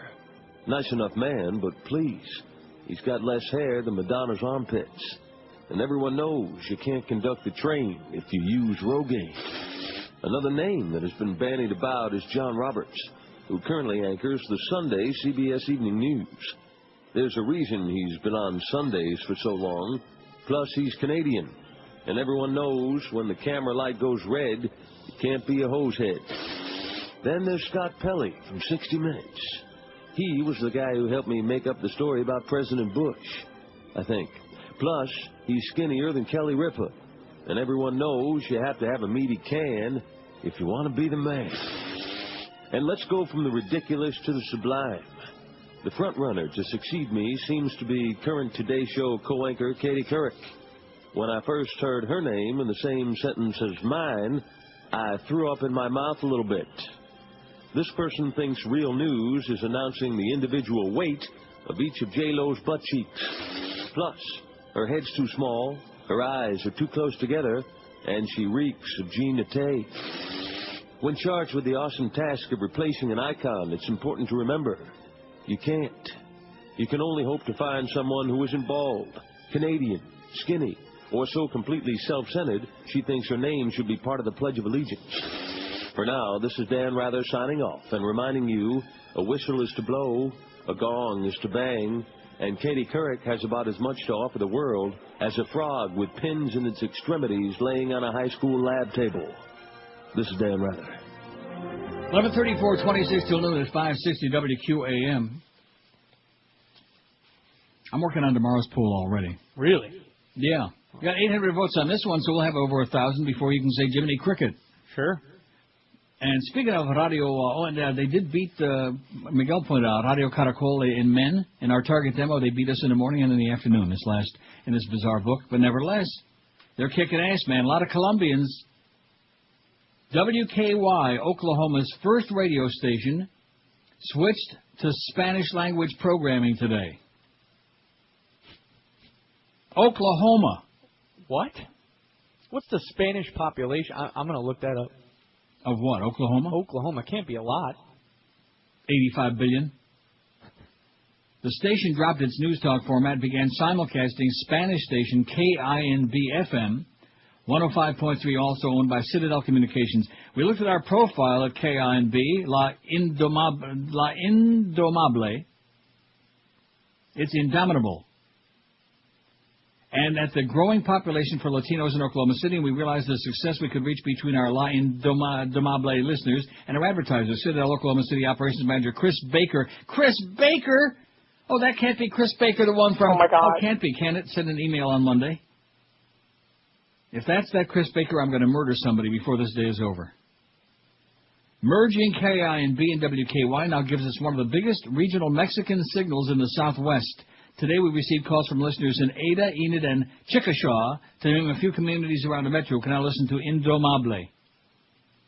WKY, reportedly the first radio station west of the Mississippi River, had been a news talk station since it was acquired by Citadel from the Oklahoma Publishing Company in December 2002. Under Citadel ownership, WKY's local news talk was a distant second behind news talk leader KTOK AM 1000, which carries syndicated right-wing talk hosts like Rush Limbaugh, Sean Hannity, and every other fascist on the air. And it goes on with the numbers. They had this, bada beep, bada boop. Radio Caracol, by the way, didn't do nothing in Oklahoma City. WKY also has carried Oklahoma City Blazers and Red Hawks game broadcast, but planned to cut back on its sports program under the new floor mat, Baker said. Blazers spokesman Josh Evans said the team expected WKY will carry the remainder of its games this season. How do you like that? So the oldest station, AM station, west of the Mississippi. Now, no spaghetti inglés. How do you like that? Does that tell you what we're up against? Wow. We're talking about Radio Caracol and can't buy a coal? That's why. Because nobody's speaking English no more in South Florida. You Julios out there, we surrender. We're waving a white flag. We give up. Now, what do you got? You got the Hispanic population of Oklahoma? I'm looking right now. And? 20 billion. 7 trillion. And growing by leaps and bounds, reproducing like bunny rabbits. You know, they're not really breaking it down at all. Well, why not? I can't find it. I don't know. You can't find the Hispanic population of Oklahoma, and that's probably because your computer can't carry that many zeros on it. That's what it is. That's what the deal is. You can't carry a number that high. That is scary. WQAM, no speaking English. Hello. Are you talking to Josh, WQAM, hello. Neil, Yes, sir. I want to give one for your poll. Yeah. Is this Neil? Yes, it is. When George is on, I got to say, he's great as your sidekick. When he's on by himself, that's when the radio goes Yeah, off. but that's not the poll question. I thought the poll question. The question is, turn the show off when Neil or George talk about some subject. Not just a chance to pick on George because he's sick from doing too many drugs. Come on, Cal, lighten up a little bit. Cut him some slack, man. The guy's probably crawling around puking his guts out. I have never known anybody in my life who is sick as often as he is. Just always, just on, and dizzy and crawling around and puking up gigantic phlegm balls and all of these things.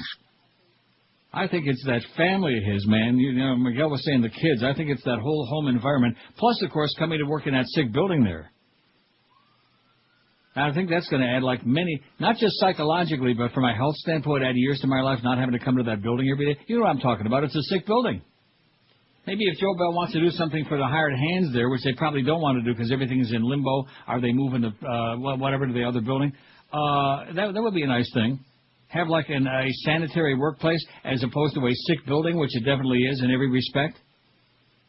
You know, every time I would come in there, like within 10 minutes, I'm coughing and choking and puking, and you look at them, you can see the mung coming right out of the vents up there. Just look up there. There's mung. Oh, my God, there it is. Yeah, you can smell it, you can feel it, you can touch it.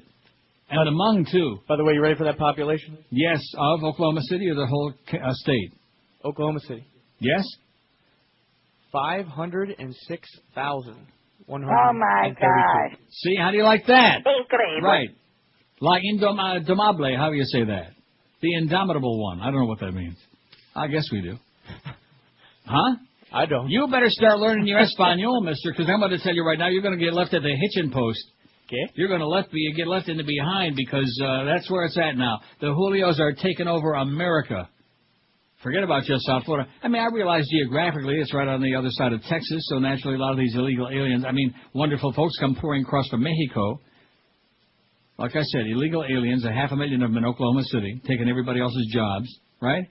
And taking over the radio estaciones. Well, I got news for you. When we got like Caracol beating QAM in the morning and the afternoon in men, that tells you something really stinks in the Magic City. You know what I'm saying?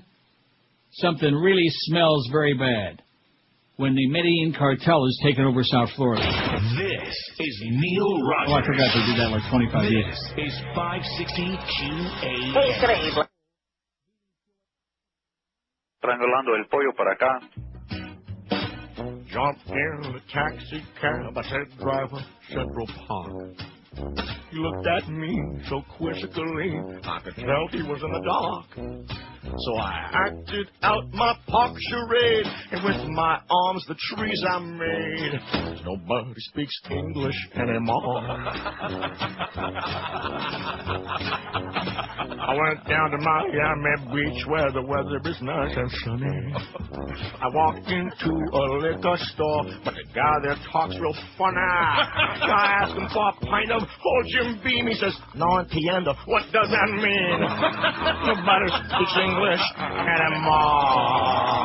At the corner deli. Hell, I think I'm in Pakistan. Speak English, Millie. Or you can go back to Iran.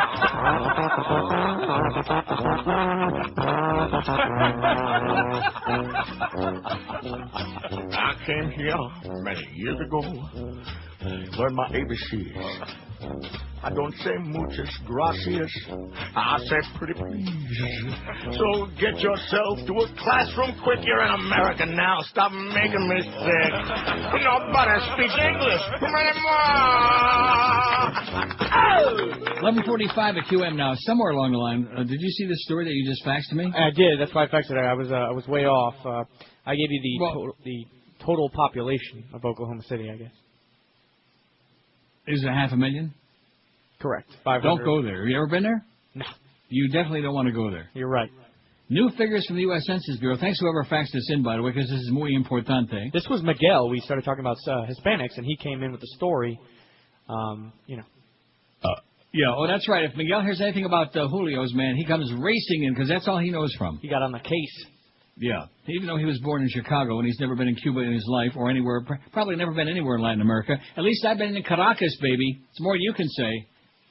But that's where his brain is. His brain is in Latin America. He's just a Latino kind of guy. Anyway, Oklahoma's Hispanic population is the state's fastest growing minority group. They're multiplying like cockroaches. Population estimates for 2004 released today show the state's Hispanic, and the Pope is very happy about it. The Hispanic population in Oklahoma grew another 5% from 2003 to 2004 to total more than 223,000. Asians were the second fastest growing ethnic group in Oklahoma with a 3% increase over the same period. Well, they sure know how to make a lot of babies, them Asians. Look at the Chinese, man. 1 billion. Whites, blacks, and American Indians all had growth rates of less than 1%.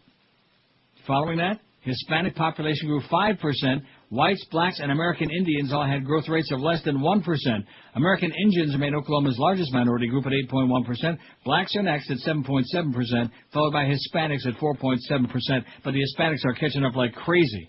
They're screwing their brains out. God. Well, they want to, have another baby for Christ. That's what the Pope says. He'll Papa. They're going to take over. While those Getchkis keep showing up in Latin America, and they're coming down on hands and knees. They got their last little baubles and bangles and beads, and they're giving them to the church. They haven't got enough money. They don't have 2 nickels to rub together, 2 pesos to rub together. Talk about brainwashed. I would say that Hispanics are probably the most, I don't want to generalize, the most brainwashed of any ethnic group on the face of the earth, and the Muslims. And 831 votes. We're going to get to 1,000, so I guess it's safe for me to introduce tomorrow's poll now? Yeah, it's safe. Well, no, because I need to put a whole bunch of additional. Well, now, what do you mean by that? In other words, you think these people need a little something to sink their teeth into? Look, they're calling in polls from Friday. I mean, throw them a bone. Yeah, okay. The most incredible thing you've ever seen on TV. Isn't that a good poll? We never did that before. Okay, yeah, it's new. Jack Ruby shoots Lee Harvey Oswald. Long before your time. Did you ever see the clip of that? I did, yes. In the Dallas police station where they're getting ready to transfer Oswald to History Channel. And Jack Ruby waltzes right in, and bada bing, bada boom, and Oswald goes, "Hey, I think somebody just shot me." That look on his puss. The Challenger blows up. Right? Yeah, tragic. How many times did we see that? How many million times? 30 million times. The O.J. Simpson trial. The O.J. Bronco chase. Okay, now those are the first 4 I got. I'm sure there must be thousands. You got one that comes to mind immediately? The most incredible thing you ever saw on TV? Let me think about it. Okay, Okay, time's up. 5, 6, 7. By the way, plenty of pictures of George W. Bush with Jack Abramoff. That's what Time Magazine says. All kinds of unpublished photos showing that there's more to the story than meets the eye, okay? Oh, we don't know who that is, and the president don't got nothing to do with him or Kenny Boyle or any of these, or Brownie Brown. We don't know any of those people.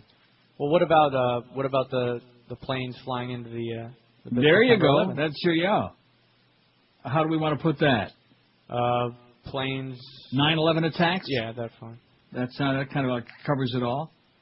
By the way, where's that plane that flew into the Pentagon? Where the pieces of it or anything? Where's any trace of that plane? Oh, I'm sorry. 5670560 pound 560 on the Verizon Singular wireless line. WQAM, hello.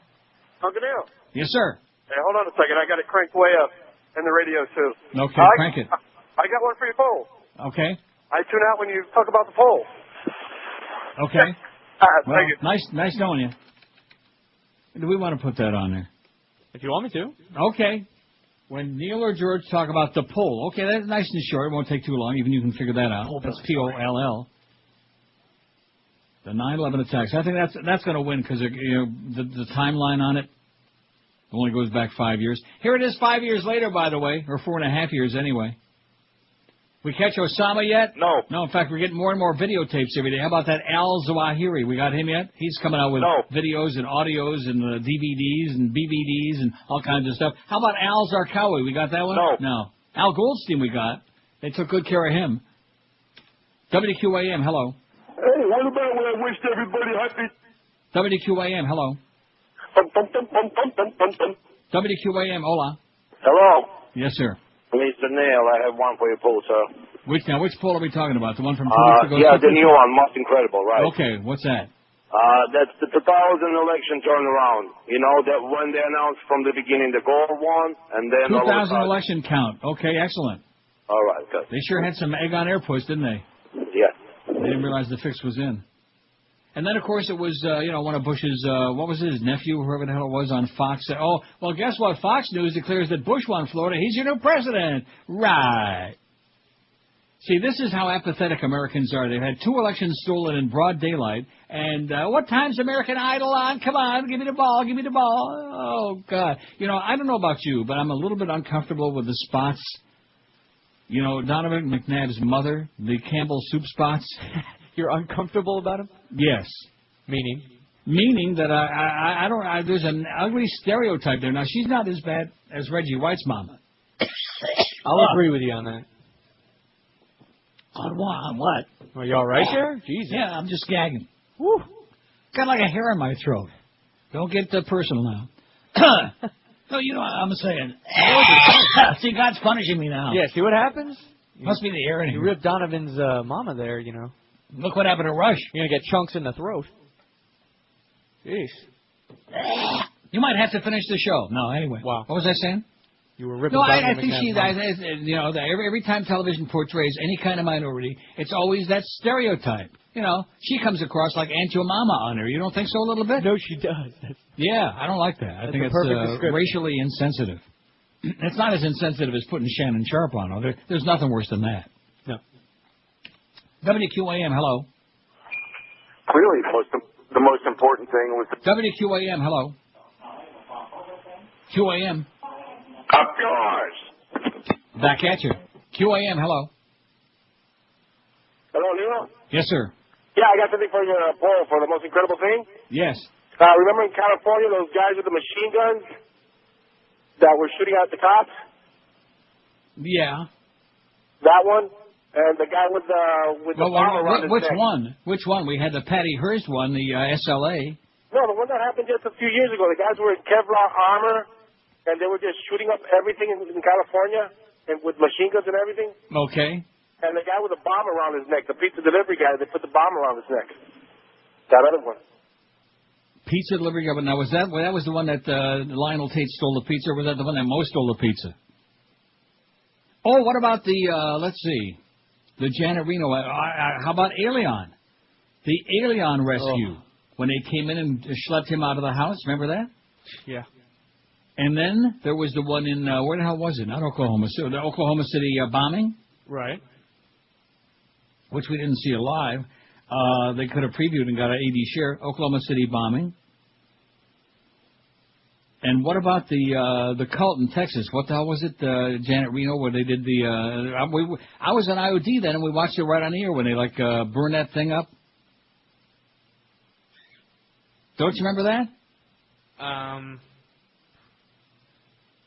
I don't know.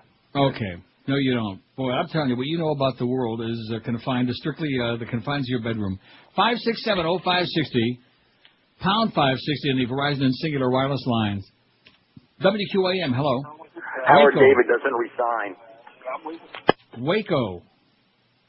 The Waco, how do we want to say that? Waco cult? I don't know. No, you don't know what I'm talking about? The cult in Waco, and they wouldn't come out David Koresh? Yeah. What is wrong with you, man? I got you. You need to get out of the house once in a while. What the hell Get is out wrong of the bedroom, out of that sack with your damn Natasha, your Russian communist spy girlfriend. Jesus.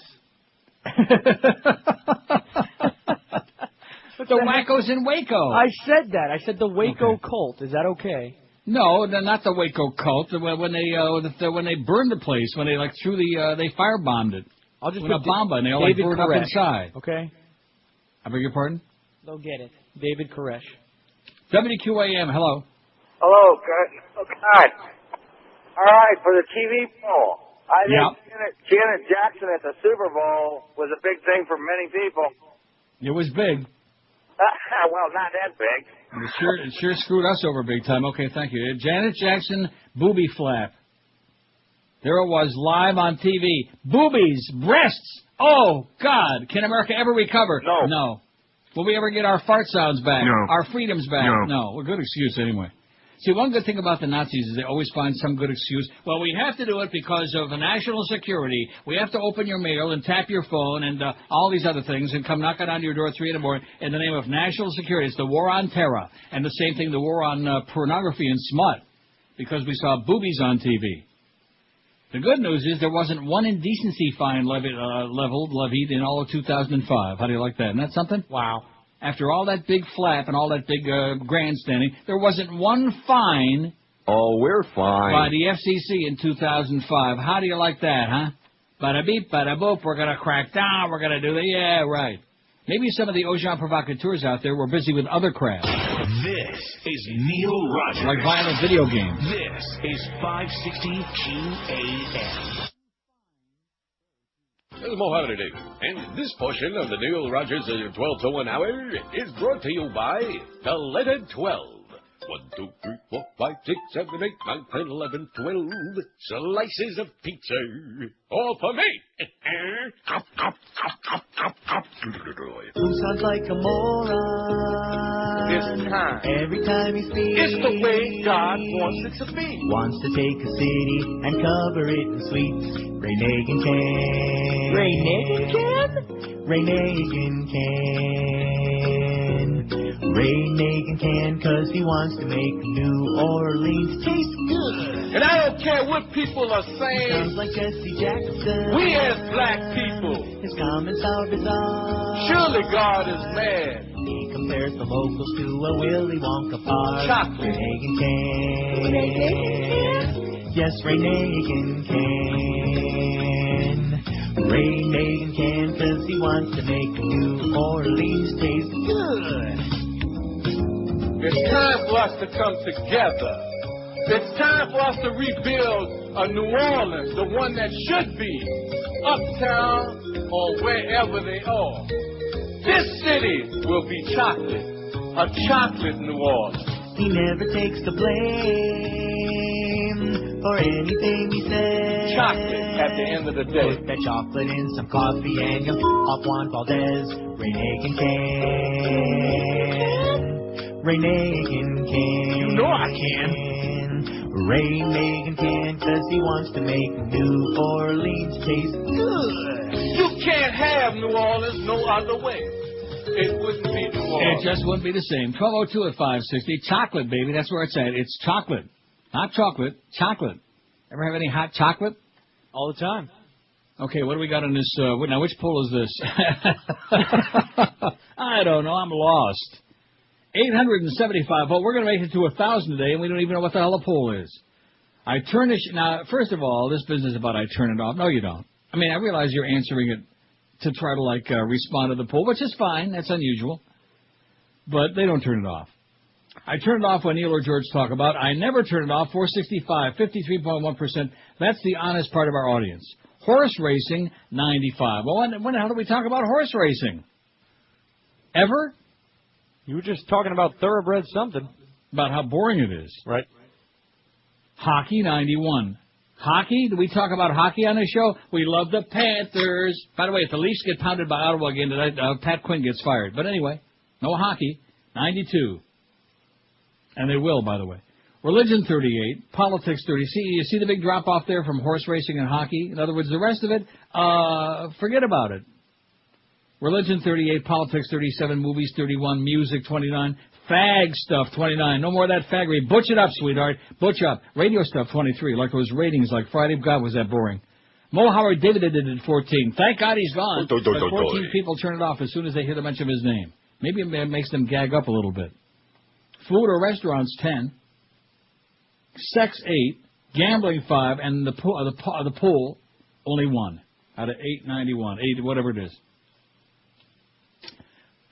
5670560. I think I'm getting whatever George has got. I think I'll be out ill for a few days. What do you think? WQAM, hello. Hey, Neil, how are you? Great. Hey, for your TV poll, it was back in the early 90s with Papa Bush when we saw on CNN in those night vision goggles the bombing of Baghdad. You remember that? Bombing of Baghdad. The first one. Well, wait a minute. We got to put part 1. And that was it was a special night. My friend and I, we were in our early 20s, and we started to hit the tequila bottle in a reference to the war. But exactly. And then I also want to put out Shock and Awe, Iraq Part 2. Part 2. Right. Exactly. Well, don't start with the frog stuff. Oh, geez. Adios. Oh, boy. That frog crap. Oh, and by the way, you're close. Oh, too bad George isn't there today. He'd probably clap his hands. Well, it's a good thing he's not there.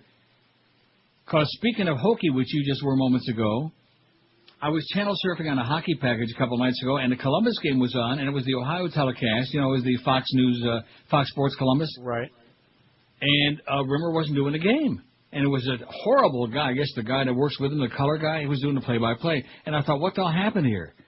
And then I find out a spy report that Rimmer got either the flu or food poisoning. Right, he started doing the game and then like that. Kind of like you. No, a little bit more than me. I'm not puking. I just had a momentary, a little thing, thing. Mm-hmm. But no, he couldn't finish the game, so I hope he's okay. Your close personal friend of Rimman. Because if he's not, then he won't be able to buy George that lunch. As details poured out about the illegal and unseemly activities of Republican lobbyist Jack Abramoff, White House officials sought to portray the scandal as a Capitol Hill affair with little relevance to them, peppered for days with questions about Abramoff's visits to the White House. Press Secretary Scott McClellan, a world champion liar, said the now disgraced lobbyist had attended 2 huge holiday receptions and a few staff-level meetings that weren't worth describing further. The president doesn't know him, nor does the president recall ever meeting him, McClellan said. Just like Kenny Boyle. Who dat? The president's memory may soon be unhappily refreshed. Time magazine has seen 5 photographs of Abramoff and the president that suggest a level of contact between them that Bush aides have downplayed. While Time source refused to provide the pictures for publication, they're likely to see the day of light eventually because celebrity tabloids are on the prowl for them. And that's been a fear of the Bush teams for the past several months, that a picture of the president with the admitted felon could become the iconic image of direct presidential involvement in a burgeoning corruption scandal, like the shots of Bill Clinton at the White House coffees for campaign contributors in the mid-'90s. Or the shots of Bubba, of course, with Monica kissing on the lips. Remember that? Kissing that fat pig on the lips. Remember? I do. The one we saw 8 million times over when she had that, like, red beret on, looking really fat and disgusting and gross. Ooh, she is gross. So isn't that the movie I'm supposed to see, The Big Lewinsky? That's it. 5670560. So if you want to read that whole story there about Abramoff and Bush, it's on our website, along with all the other great stories that Josh works feverishly to get on there by noon or 1 or 2 o'clock every day. It's just a joke. Just relax. That's why I didn't say anything. Okay, good. Just went with it. You just went with it. Like Eric, he's, whoa! It took a long time. Eric finally realizes that even though 95% of what we do say about him is true, but nevertheless, like Barry Jackass, what you say about me is true. I'm a little nebbish and a jerk, but at least Barry knows what's going on with the radio biz, okay? He's got his head up Joel Feinberg's ass, but nevertheless, at least he owns a radio, which is more than I can say for that silly old Jim Sarney. Sarney's batteries ran out on his radio about 30 years ago. How many? About 30, man. WQAM, hello. Yes, for your new poll. Yes. I would like to nominate Jimmy Cephalo hosting the Trump Card Game Show. Thank you.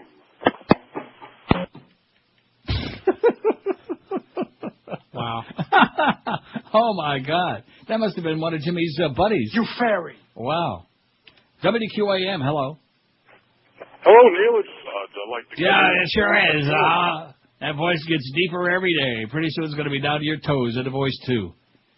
WQAM, hello. I'm all ate the pizza. WQAM, hello. Yeah, good afternoon, Uncle Neil. Yes. Yeah, for the new poll, all about the Rodney King beating. Rodney King beating. Yeah. Okay, Yeah, that's thank it. you. Get a haircut, Rodney. Rodney King beating. We didn't see it live, but we sure saw those tapes over and over again, didn't we? Rodney King beating. Boy, there's going to be a lot. I told you there'd be a lot of them on this poll. Should I put L.A. riots, too? L.A. riots would be good. We've seen that on TV. Now, not all of these did we see live, although some of them, many of them we did, like the Challenger blowing up and like the Jack Ruby shoots Lee Harvey Oswald. Right there on live TV. WQAM, hello. Hello? Yes, sir. Hey, I have 2 for the new poll. Okay. Which is a good choice, by the way. The Rodney King being beat by the L.A. police officers. Okay, we just put that on, yes. And the L.A. riots in general, like when they took the guy from the rig and they were stoning him and stuff. Okay, well, how could we have forgotten about that? Okay, thanks, Pally. Thanks. And what about the Jack Ruby shoots Oswald? Or how about that Challenger? Look, the guy is calling. He probably had the radio turned down, and he didn't hear the other guy. Maybe the other guy was psychic, okay? The guy that just preceded him had those 2. Just it must have been either a coincidence or they're working in tandem and trying to drive us crazy, okay? What about Gaslight? How come that wasn't on our list of the 85,000 best movies ever? Gaslight? Yeah. With Charles Boyer and Ingrid Bergman. Now, you wouldn't like it. It's an old black and white movie, and he tries to drive his wife crazy and like that. Like George is always trying to do to me. WQAM, hello. Hello? That's why George is sick all the time. God is punishing him. Yes, sir. A moment like this. WQAM, hello. Hey, Neil, how you doing today? That must be the guy from Radio Caracol. Yes, sir. Hey, how about Neil Armstrong walking on the moon? There you go. That was then. Now, was that shot in Arizona, did they say? Well, I don't know. It could very well have been. And also the Columbia breaking up over Crawford, Texas. That was a good one. That wasn't that far ago either. Yes, okay, sir. thanks, Pally. See. Okay, let's see. Neil Armstrong walks on the moon, on the Cockamoon, and the Columbia breaks up over Texas. Now, where is the president from? Texas. You see the connection there? Yes. I'm not suggesting that he had anything to do with it, but nevertheless, anything bad that happens, he probably had his finger in it. Columbia breaks up over Texas. I remember that. Wasn't that on a Saturday morning? Sure. You don't remember? Well, no, the reason I remember is because I'm sitting there in the house and I'm watching TV, and all of a sudden they said, well, it's not going to make it. I mean, just before that, they were showing us the live shots, and there wasn't the Japanese guy on there, and also the Israeli guy, and all of these guys. And then all of a sudden they were like they never existed no more. We got some bad news for you guys. There was like a little bit of a tile problem, and and you guys are all going to die. Well, they didn't say that, but I think they knew it, didn't they? Yeah. They said they knew right after they fired that baby off that there was a problem with that tile breaking loose there.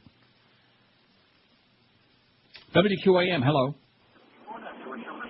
QAM. Neil. Yes, sir. How about the original? It wasn't live, but it was definitely something overplayed.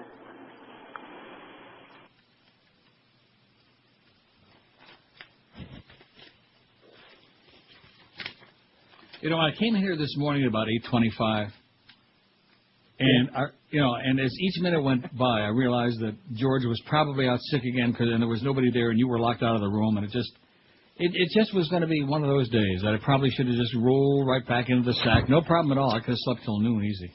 In fact, I could just be crawling out of the sack right now. Would have been a good idea. That would have been the right move. But unfortunately, like so many other times in life, don't always make the right move. 12 minutes past noon at QM. Speaking of that, we got Kim Bokamper or two this afternoon. Any interest? No. The Bowmeister. See, Hank wants him on there between 2 and 4. And I don't want to get involved in that, but it seems to me that when Hank has got his own issues to be dealing with, did you see the book on Friday? I did. Okay. The Humper's got his own issues to deal with in the morning. Don't be diddling with the other day parts, okay, Humper, because you need your own situation to get straightened out. And 2 to 4, I think, leave that to the programming experts that we have. like Greg probably is getting his 2 cents in about that. And Clarence, who certainly has got the expertise of a real seasoned radio journalist. But anyway, we got Bo for today and tomorrow, as a matter of fact. I can't wait. I may come in special tomorrow to listen to the interview with Bo and Jacques Martin at 3 tomorrow afternoon. That ought to be really special, don't you think? Mad Dog 4 to 7 this afternoon. Curtis at 7 to 10. Curtis, who ought to be doing 2 to 4, unless, of course, Mad Dog's going to do 2 to 6. And Eddie K 10 to 2. See, that's just my opinion. I know. I'm glad that you asked. Didn't you just ask me that? I did. Those are the only 2 viable choices. Either Curtis is going to do 2 to 4, or if they can twist Mad Dog's arm enough and pay him enough money, he does the 2 to 6. And then Curtis can do like 6 to 8 or whatever. See what I'm saying? Or 6 to 10 when there's no ball game. I see what you're saying. I'm glad you asked. 12:14 at 560 WQAM. If you ask yourself about getting your a great night's sleep every night, the answer is one easy call, 1-800-MATTRESS, like I've been doing for years. Nothing's got a bigger impact on your daily health, the way you feel, your well-being, your productivity, than a good night's sleep. And you can get one as soon as tonight by calling Dial a Mattress at 1-800-MATTRESS and replacing the worn-out, crappy, sagging, old, lumpy mattress. Time for a new one.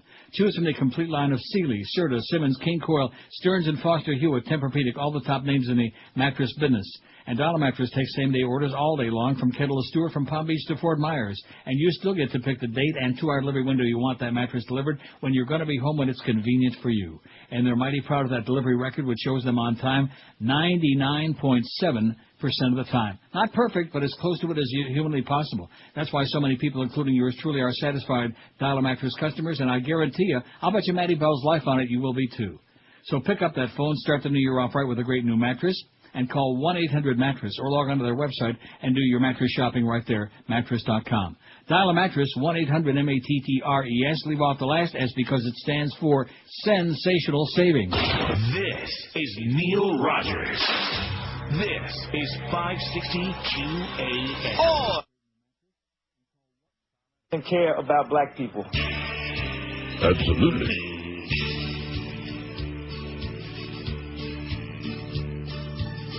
She bats her eyes and purses her big lips. Miss Jolie wears her jeans below her hips. She's got a room full of sex toys and whips. That Angelina makes guys' pants fall off. Read about Times or Post. There's no marriage safe from coast to coast. If she meets your man, your love life's toast. Angelina makes guys' pants fall off. She'll start by kicking out her shoes. Let the wind blow up her skirt. It's an offer you just can't refuse. 'Cause she wants you for dessert. She wants to torch you in her garters and thongs. Wants to manhandle you like King Kong. When you see her, you begin to froth. Angelina makes guys' pants fall off.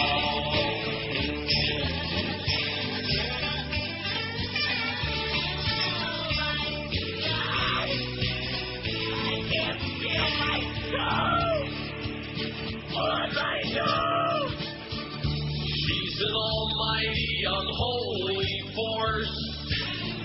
You'll lose everything in your divorce. But when you're with her, there's no remorse. Angelina makes guys' pants fall off. Yes. Before you know it, you're adopting her kids. Following her like a dog. When she leaves you, your life is the skid. You'll read about it in her blog. That's the way that Miss Jolie lives life. Maybe you should have stayed with your wife. She's like a flame that attracts a moth. Angelina makes guys' pants fall off. Angelina makes guys' pants fall off. Rectum. Angelina makes guys' pants fall off. Oh! 21 past noon. Wall Street Journal, let's see, what's the date on this? February 27th, I see, May 17, 1993. The letter from John Dingell, representative from Michigan. You've heard of John Dingell, who's going to marry Halle Berry? Dingleberry? Right. Anyway, this is a letter he wrote to the Wall Street Journal after the Waco shootout. He says, on February 27th, black uniformed men of the Bureau of Alcohol, Tobacco, and Firearms, wearing a coal scuttle helmet and carrying German, part of this chopped off, pistols, attacked a Branch Davidian compound in Waco, Texas. Years earlier, in January 43, 50 years earlier, black uniformed SS men wearing scuttle helmets and carrying German-made machine pistols attacked a Jewish compound in Warsaw, Poland. The BATF men were searching for illegal weapons, reportedly by a paid informant to be in the Branch Davidian compound. The SS men were searching for illegal weapons, reported by a paid informant to be in the Warsaw Ghetto. Reports from Texas indicate that Branch Davidians kept to themselves and harmed no one outside their compound prior to the BATF assault. History tells us the Jews kept to themselves and harmed no one outside the Warsaw Ghetto prior to the SS assault. U.S. broadcast news media tells us that the Branch Davidians practice contemptible sexual rituals involving young children, so they're an evil religious cult. Nazi news media told the German populace that the Jews practiced contemptible sexual rituals involving children, so they were an evil religion. The BATF invited the U.S. news media to document the BATF assault to show the American public how dangerous the Branch Davidians are. The SS had propagandists document its assault to show the German public how dangerous the Jews were. 4 BATF men were killed and 16 wounded in the initial assault on the Branch Davidian compound. 11 SS men were killed and an unrecorded number wounded in the initial assault on the Warsaw Ghetto. After the initial assault, the BATF men magnanimously arranged a truce so children could be evacuated from the Branch Davidian compound and they could tend to their casualties. After their initial assault, the SS men magnanimously arranged a truce so children could be evacuated from the Warsaw Ghetto compound and they could tend to their casualties. The BATF called up military units with armored vehicles to finish off the Branch Davidian compound after encountering fierce resistance against the initial assault. The SS called up military units with armored vehicles to finish off the Warsaw Ghetto after encountering fierce resistance against the initial assault. 50 years have passed, but little has changed, wrote a pissed-off John Dingell III. How do you like that? Guess what else I added to the poll for tomorrow? What's that? Katrina floods the Gulf Coast. Okay. No, you're not impressed by that? Yeah, I am. Doing a heck of a job, Brownie. How could you not be impressed by that? You don't think that's one of the contenders, since it happened just so fresh in your memory? Yeah, it's so recent. Right. And here's, and it wasn't just New Orleans, I had to put that, but it was like the whole Gulf Coast. But here are cities like totally underwater, and people's homes getting washed away, and you're not impressed by that? You heartless bastard, you? Girls walking around looking for their moms with mustache? Right, that's right. You can always tell which one is Mama because she's got the mustache. Maybe you think I'm exaggerating about that. I gotta see it. How could even someone as twisted as me make up it? It wasn't just like a little bit of facial hair. We've all seen women with like a little facial hair. They smear that neat on there to get. She wasn't smearing anything. She had like a mustache. Even Ernie Kovacs would have been embarrassed. I just can't believe it. Okay, let's see what we got on today's pool. Okay, let's take care of our dead chickens today before we start worrying about killing the ones for tomorrow. Don't forget, by the way, kill all the birds. They got disease. And don't get near them either. 929 votes. I turn the show off when Neil or George talk about. I never turned off 496. God, do we love those people, huh? They're honest. They're loyal. They're maybe a little naive. They're bored. 53.3%. Horse racing 96 and hockey 95. They're nose to nose. Edge, right on edge.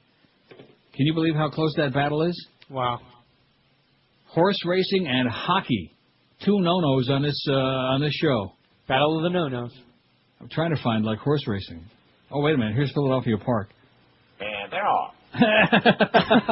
Oh, that was good. Eight horses, Hunter's Pride gets... Don't do it. Okay. Politics 40. You see the gigantic drop-off from the two contenders? There are two contenders. All the others are just pretenders. Politics 40, religion 39. Don't be knocking religion. You're making fun of our religious place. Yes. Now you got it. Maybe make you think a little bit about how stupid it is, all the time and energy and money you're wasting. Quit with the baloney, okay? Innocent people are dying. And you're worrying about Jesus and God and who's got the best headgear. Movies 31, music 29, fag stuff 29. Fag stuff like that. As soon as they hear that word, they die for that dial. Radio stuff 25, like inside. See, now, do you really believe that? That's the thing they love the most. They do. In fact, let's do that poll on whatever day it's going to be, Wednesday. Let's get 2 days ahead on the poll. What? The things that they're most interested in. You know what I'm saying? Yeah. I mean, I won't word it that way, but you know what I know what you mean. Like inside the building stuff, they love it. They do like that. Especially when they hear that Greg is on the payroll for like 11 more years, that he's sucking money out of the Beasleys, after all the unbelievable stuff that he's... I might just document all those things when we come back after the break. And especially... Well, I wouldn't say that was even the worst one. I mean, right after the Janet Jackson thing, when the FCC starts clamping down, and he puts Pharrell on the air to say... all these... oh, my... I couldn't believe it. Nice timing, Greg. And then if that wasn't bad enough, then the Stern debacle. Anyway, Mo Howard David at 18. They hear that name and they immediately dive for the off dab. I think that's just force of habit. Food and restaurants 11, sex 9, the poll 6, and gambling only 5. They like gambling. This is a gambling crowd. By the way, I'll see you at Pompano Park at noon today for the poker room. I'll be there about a half an hour ago. The Emerald Coast continues to be Florida's #1 Asian gourmet buffet, as rated by Zagat Restaurant Review, and now, every Friday through Sunday night, you can enjoy Lobster Fest featuring Maine lobster served Thermidor style.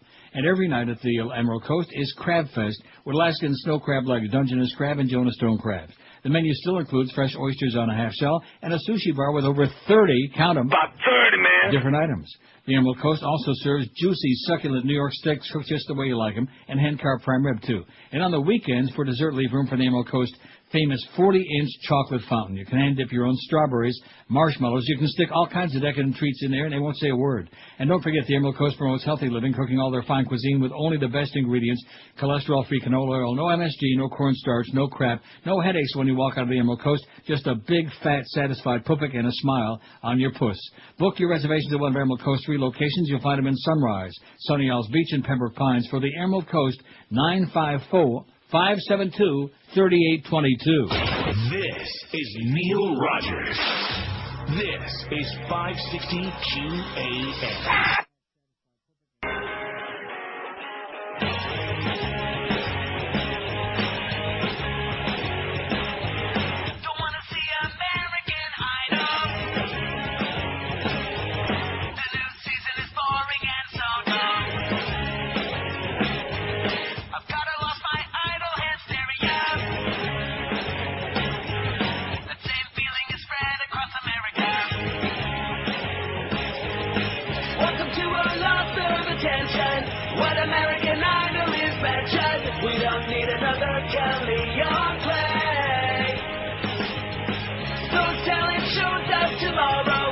preacher more singing cattle inside flow. That doesn't interest me. How about you?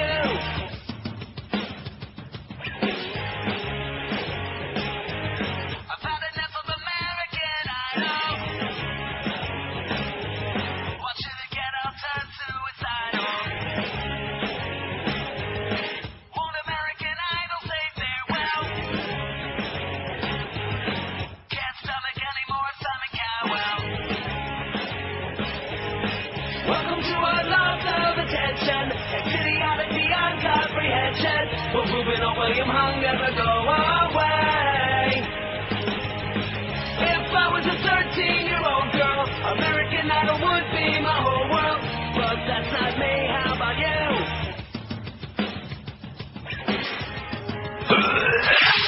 12:33, 27:01. We got Bo for whoever's supposed to be on between 2 and 4 at 2 o'clock. Anyway, I looked on I did a little Google on here. Yeah. Great TV moments. And there's, the first thing that popped up, the 100 greatest TV moments. Now, a lot of these are like silly-ass stuff, like Oprah Goes National. Oh, boy, aren't you impressed by that? Things like that. Or things that happen on the I Love Lucy show or the Honeymooners. That's not what we're talking about. No. The most incredible thing you ever see on TV, so here's what I added. The JFK assassination and funeral, Watergate hearings, Clinton impeachment hearings, Princess Di, death and funeral. You know how many votes that's going to get? Oh! None, but that's okay. And Bobby Riggs against Billie Jean King. Remember that? No. Before your time? Yeah. Don't you remember that when we had him playing Billie Jean King, and she just beat the snot out of him, too? Oh, yeah. Don't remember? Mm-mm. Well, of course, see, at the time they said it was like a guy playing tennis against a woman, but little did they realize. 5670560, pound 560, speaking of Jan Marino, on the Verizon and Singular Wireless line. What is the exact question, by the way? Because I'm going to put that. What's the most most incredible thing you've ever seen on TV? You're going to put what? I get it ready. What do you mean you're going to get it right? Well, I'm faxing this to Eric. Why do you have never to get mind. it right? I was going to type it to him. He asked me what the exact question, and I was going to. Oh, so in other words, I don't have to fax this to him? No. Okay. Hello. Hey, Neil. Yes, sir. Hey, for the poll, when you feel like it's a holiday and you play those, I guess, Boca bits relentlessly, I tune out. You lost me. Oh, and on all bit shows? Yeah, like you think it's like a holiday and no one's listening. Well, what do you mean? I think it's like a holiday. We only do it when it is a holiday. Well, I'm working on some of these holidays and I'm driving around. It's like, well, so am I, or I wouldn't be playing those bits. Yeah, there you go. Okay, thanks, Pally. Okay, so all bit days, or however you want to put that. That's for today's pool, by the way, not for the one. Oh. I'll tell you one thing. What we're going to do is, we're no fools on this show. We're going to have you folks so confused you won't know what planet you're on. You know, whether it's Earth or Uranus. We're going to be doing like 17 polls all at the same time. Even we won't know what the hell one you're talking about. Okay, well, here's the one for number 4 poll for today. Yeah. And you also might want to put it on number 7. It might fit both of them. 9:56 on the numbers on that poll. We're going to have like 1,000 plus by the top of the hour, aren't we? Yes, we are. Of course, we started this about, 10 o'clock last night. I switched over. It's okay. No, it was okay. We got a head start because I don't want to leave that movie thing on there forever. Because I saw we're not going to get our 3,000. I think 2,300 and some, that's our limit. That's all we got. WQAM, hello. Hey. Yes, sir. How about that slow speed chase? That was pretty incredible to see on TV. Now, which one? You mean the Bronco chase? The Bronco chase, yeah. You got it. All right, buddy. Thanks, Pally. Got it. You don't think we'd leave OJ off of there, do you? No. No way for OJ. The Bronco chase, and we got the OJ trial and the OJ verdict. Now, have you got all the ones that I read off to you or not? How do I know that you got them? Yeah. How do you know? You want me to read them off? I'll read them off. Okay. I don't want to embarrass you. The Jack Ruby shoots Lee Harvey Oswald. Live on TV, no less. A lot of these other ones weren't live. Some of them were. Challenger blows up. Like Reagan said, is that the one with the school teacher? Yeah, Ronnie. Now go back and put some more of that shoe polish in your hair and get out of here. Take a nap. O.J. Simpson trial. O.J. Bronco chase. 9/11 attacks. You got these now? I got them all. 2000 election count. Count the vote. I got to play that. Alien rescue. Oh, I was in Amsterdam. That was also on a Saturday morning. That was just incredible. They came rushing in there. And there was the fisherman in the closet. Boy, I bet you that wasn't the first time he was in there. Oklahoma City bombing. Waco shootout. Janet Jackson booby flap. Bombing of Baghdad Part 1. And, of course, is the first Gulf War. And shock and awe, Iraq Part 2. Rodney King beating. The L.A. riots. Which ones? Neil Armstrong walks on the moon. The Columbia breaks up over Texas. You got these all? I got them all, man. Katrina floods the Gulf Coast. JFK assassination and funeral. Watergate hearings. Clinton impeachment hearings. Princess Di, death and funeral. After the JFK assassination, I don't know. Watergate hearings. See, I can take it nice and slow because that'll kill an extra 10 minutes if I read them real slow. Watergate. I got it. Clinton impeachment hearings. Got it? Yeah. That was after he was kissing Monica during that when she had the beret on. Hey, he did not have sexual relations with that woman, Ms. Lewinsky. In fact, what he probably should have said, can you imagine anybody doing her? That would have been good. That would probably sold it a little bit better. The worst part, though, is that his nose kept growing all during that thing. Remember when they took his deposition and his nose was growing like Pinocchio? Come on, we love Bubba, okay? So he's diddling around a little bit. Who cares? When you're married to a bitch like Hillary, why the hell not? Princess Di, death/funeral. Got it? Yeah. You do? No, I do. And Bobby Riggs versus Billie Jean King. Now, you know how to spell Billie, B-I-L-L-I-E, as in a guy, you know? Well, how's the guy spelled? No, as in a lady. It's a lady. Kind of. Bobby Riggs versus that big bull dyke Billie Jean King. There you go. And the list keeps growing. I like this one. Don't you like this poll? This is good. It is fine. And, of course, it opens up the avenue for 50,000 silly things to be called in. WQAM, hello. QAM. Radio Caracol. Not there. WQAM, hello. QAM. Hey, Neil, how you doing? Okay. Oh, yeah, I got one for your poll. It's when the Value Jet crashed down here in Miami or down in Florida. Sure. Okay, and never trust a plane that's got a clown on the side, man. No, I never do. And one more, when JFK Jr. went missing in the ocean. Right. Okay, and I have a comment about your about the best of Neil. When is that going to be hitting the streets? I guess. Boy, you're asking the wrong guy on that. When's it going to be hitting the streets, Josh? Oh, we'll let you know, sir. Soon, very soon, very soon. Okay, thanks a lot. We'll give you advance warning. Thanks a lot, Pally. Okay, now what were the two he said? JFK Jr. Plane crash, right? And another plane crash. What was that? I don't know. I remember the JFK Jr. You said something to do with a clown. The Miami Value Jet. Don't you remember that plane crashed in the Everglades? They couldn't even find the damn thing. It went whoop, right down the Everglades. So the Value Jet crash in Florida and the JFK Jr., which, with all due respect, I mean, it's a tragedy when anybody dies needlessly, but in his particular case, 20 till 1 at QAM. This is Neil Rogers. This is 560 QAM. Dying over here.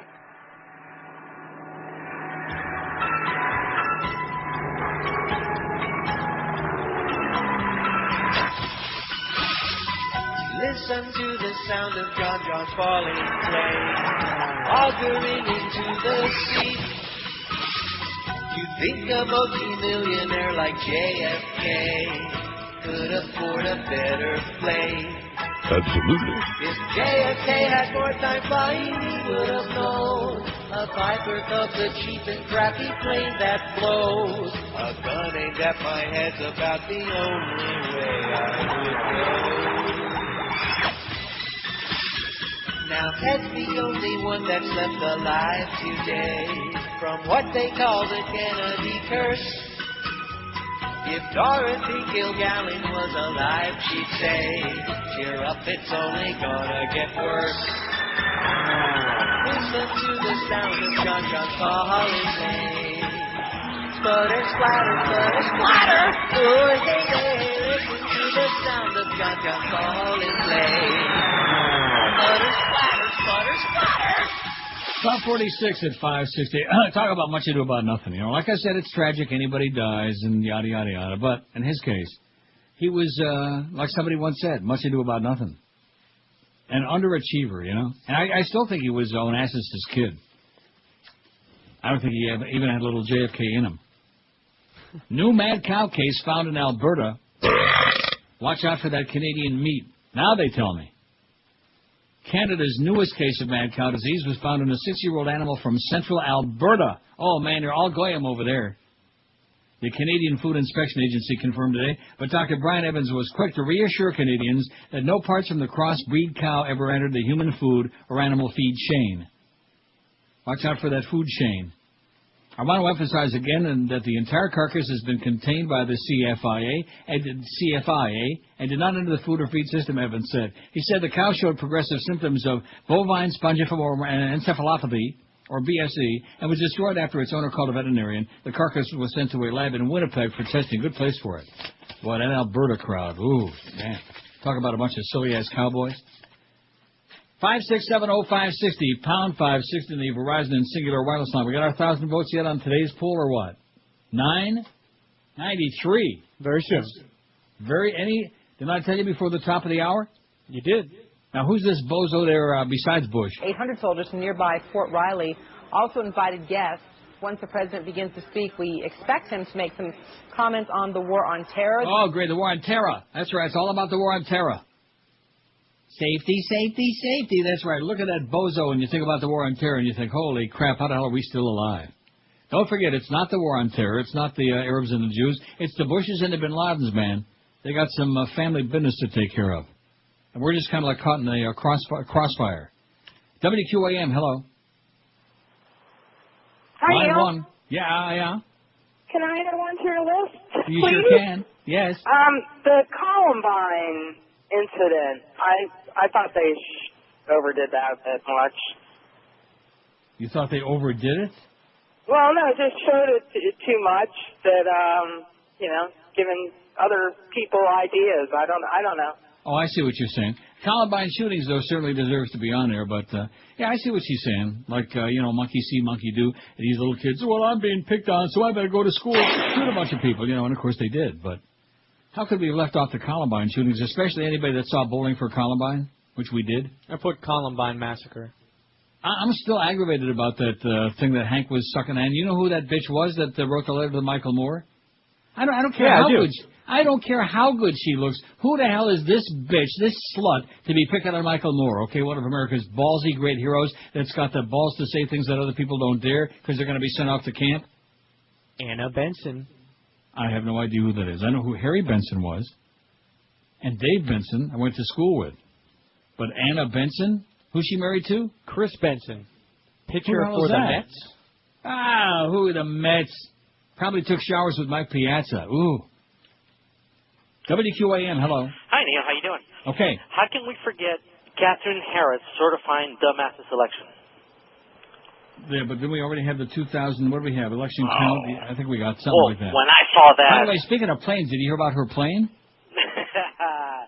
See you, Neil. Take care. Bye. Bye.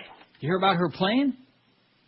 Catherine Harris said the plane in Spain falls mainly in Bangor, Maine. That's what she said.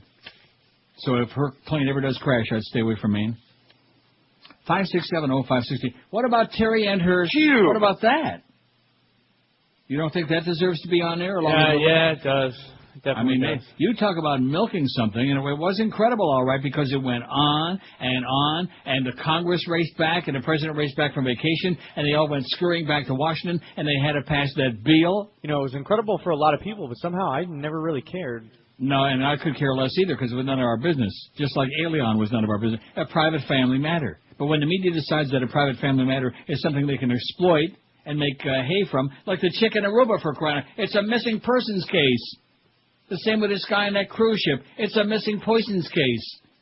But the media tells us, oh, you got to be all whipped up to a frenzy about this. Tell me to quit screaming, okay? Oh, you know what I forgot to tell you? What did you forget to tell me? Remember I mentioned something about going and getting your driver's license renewed online? Yes. I did, again. Well, what do you mean you went? You just went online? Yeah. Yeah. You know, the state of Florida, for any of you people out there that wonder, first of all, they finally got rid of that hose test, you know, where they used to stick that hose up your car's rectum tailpipe. Remember that? No. You don't remember the vehicle emission testing? Never did that to my vehicle. Get out of here. I mean, you know, I'm just worn out. I realize you're like punk, but it isn't that many years that they haven't done it no more. Well, I'm just saying they've never done it to my car. But you never heard of it? I've heard of it, but... Well, we used to have to go, and it was a scam. And all of these Haitian guys, I guess they had to have some kind of work to do, you know, besides throwing baseballs. And so they had like a whole bunch of Haitian guys standing around. They would stick this long up your tailpipe. And you'd have to pass, or else you'd have to go and get like a tune-up or whatever else, and come back. And I forget how much it used to cost. It was just a scam. Of course it was. But like in other states, they have like real inspection. But in Florida, we don't want to be bothered with that. So that's why you got all these jalopies out there on the highway with bald tires and no brakes and all this other stuff. And the same with the driver's licenses. It's a really good combination designed for death. Death and destruction on the highway. The double Ds. Just like your president there. Double Ds. Or the lack of them. Yeah, there you go. Lack of, yeah. Double Ds, dumb and dangerous. But in this case, death and destruction with your cars. And now, if you could be like my mother. The last time she got her driver's license renewed, she was 90 years old, and she got a 6-year renewal in the mail. No eye test.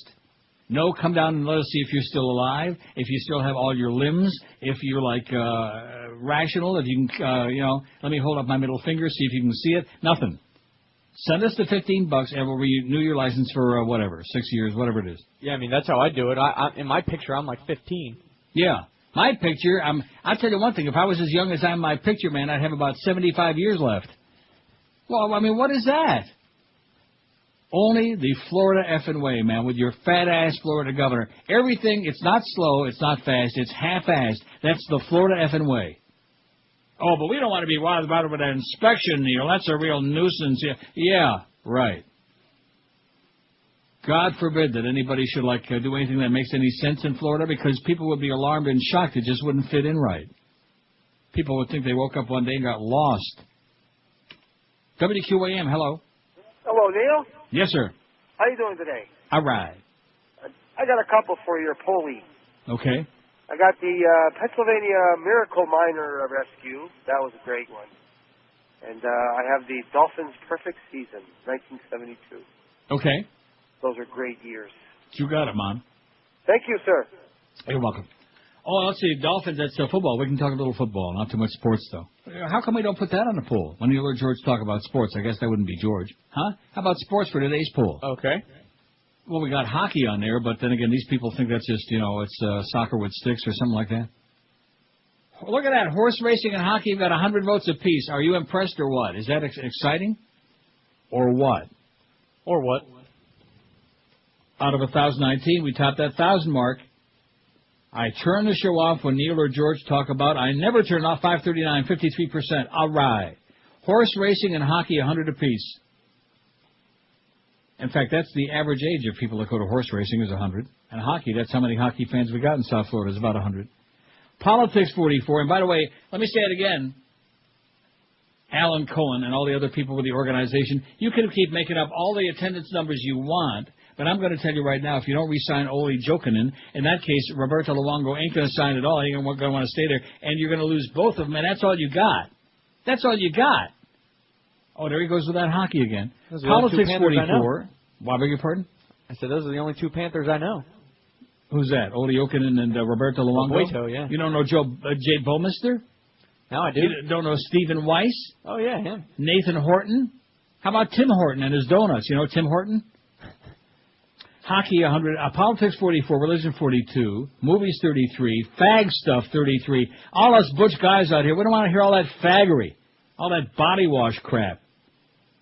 You ought to see all the flavors of body wash I got now. I even got, to make me a little bit more manly, I got Adidas. Yeah. Old Spice, I won't touch it. With your hand, I wouldn't touch it. It's very slimy. What, Old Spice? Yes. You got Old Spice? No, I said it's very slimy. I don't. Well, how do you know then? If you haven't Neutrogena, but Old Spice is just slimy, man. Well, how do you know if you didn't get it? Because when you told me to try body wash, that was the first one I tried. Oh, I see. Sorry. Music 32. Mo Howard David has got About 30, man. Which I think was about his audience in those last two trends with a 1.1. That was disgraceful. Radio stuff 29, food and restaurants 12, sex 9, the pool 8, all bit days 5. We don't want to hear that. We want to hear verbal intercourse. Gambling 5, and sports so far has got the big O. Is what it's got. By the way, as far as the big O from 2 to 4. This is Neil Rogers. No. This is 560 QAM. Well, it's Scott Burrell. And when I'm up in Boca Chica slapping old women with painted lips around the pool, I listen to the Neil Rogers 1 to 2 hour. I listen to the Neil Rogers Fair and Balanced 1 to 2 hour. The heart-stopping action continues with a new season of 24 on Fox. Renegade CTU agent Jack Bauer is called back to action. Agent Bauer, it's CTU. We need you.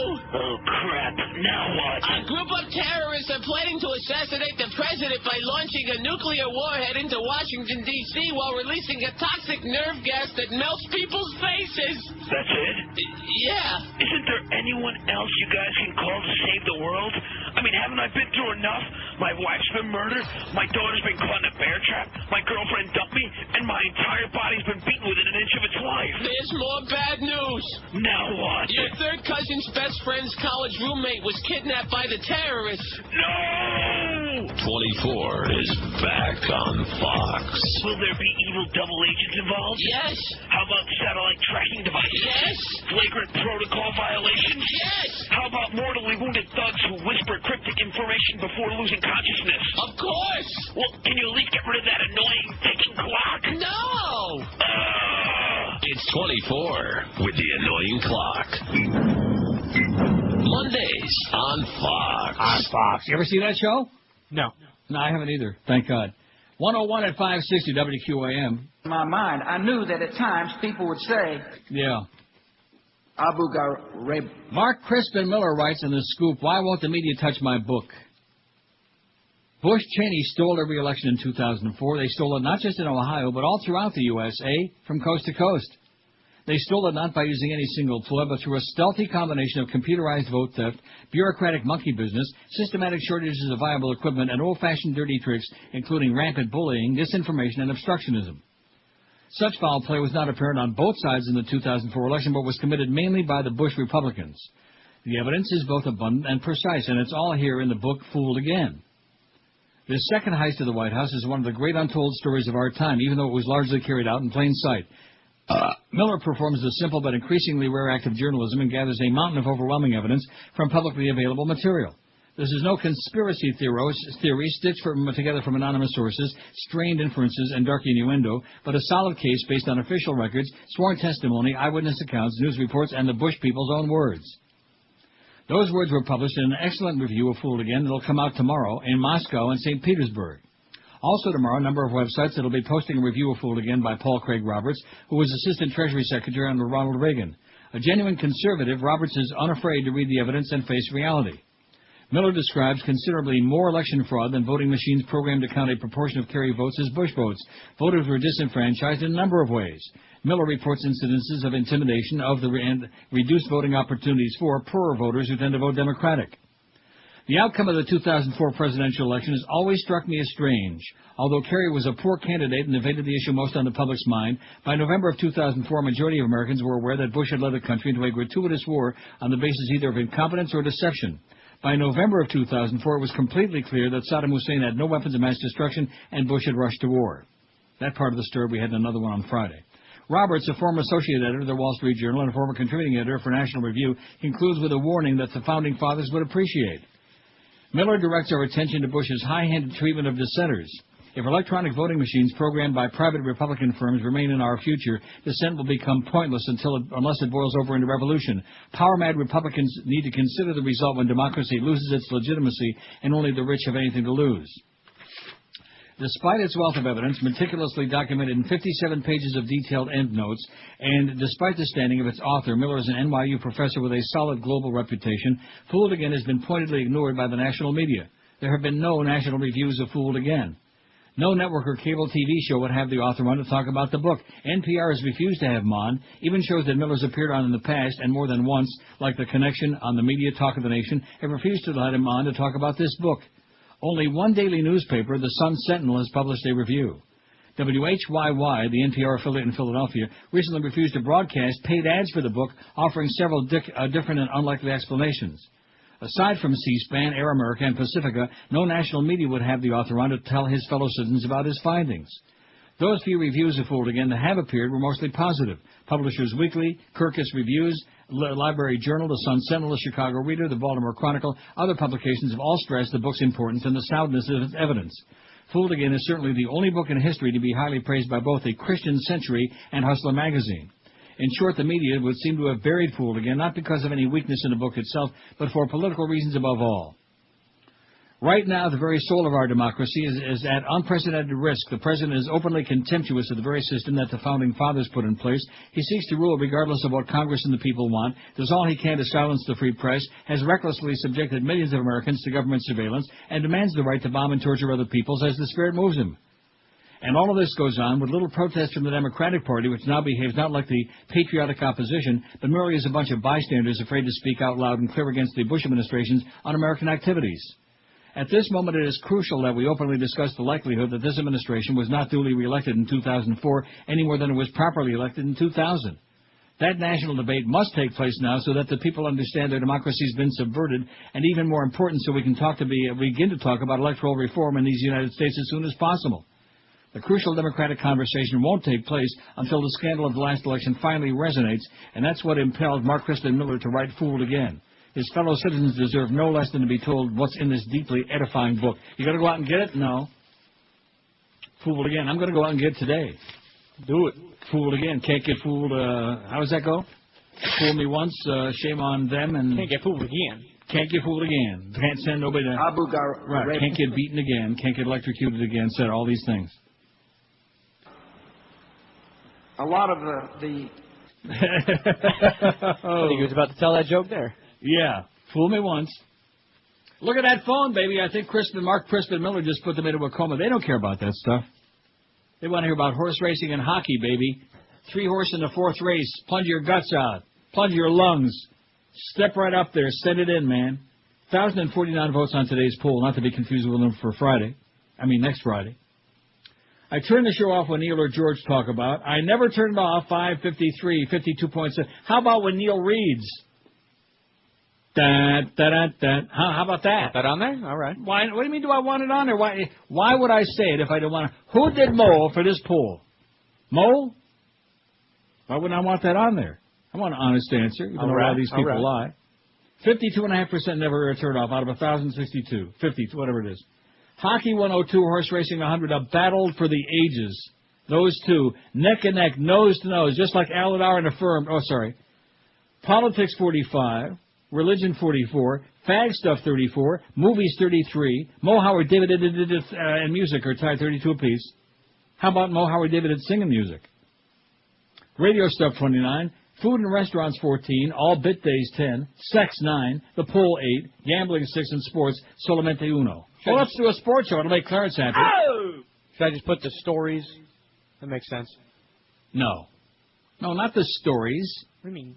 Neil or George? No! What do you want me to say? Neil reads bedtime stories. That doesn't make sense.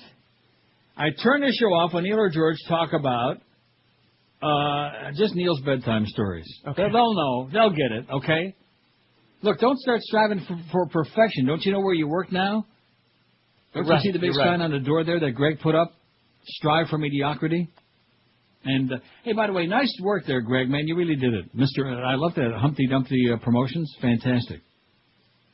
Well, I'm not too satisfied, and I'm intrigued by this idea, and I'm intrigued by telling Barry Jackass that, yeah. What a guy. WQAM, hello. Dale. Yes, sir. What's going on? How you doing? I caught that Imaginary Heroes movie you recommended. And? I liked it. I give it a 7. What's wrong with that? No, I liked it. 7's pretty good. Yeah, I agree. Okay. I had a question. So when the little kid had this with his neighbor, wasn't that his half brother? Yeah, kind of. He wasn't aware of that, though, yeah. Yeah, okay, that's right. I got And you know something? I never thought about that, but you're right. Yeah, that's how I thought about it. Like, oh, okay. I wonder if it's going to blow his brains out now. I don't think so. Well, he hasn't thought about that yet, but when he does, yeah. I got a movie recommendation for you. It's called Secondhand Lion. Okay. Ever heard of it? Never heard of it. Secondhand Lion? Secondhand Lion. It's with Robert Duvall, Michael Caine. Really? Pretty good. Check it out. Yeah. Okay, we'll do. All right. Now, did you see Sleepers? Long time ago. You didn't like that? It was pretty good. That was an 8. Okay. See ya. This guy's difficult, you know.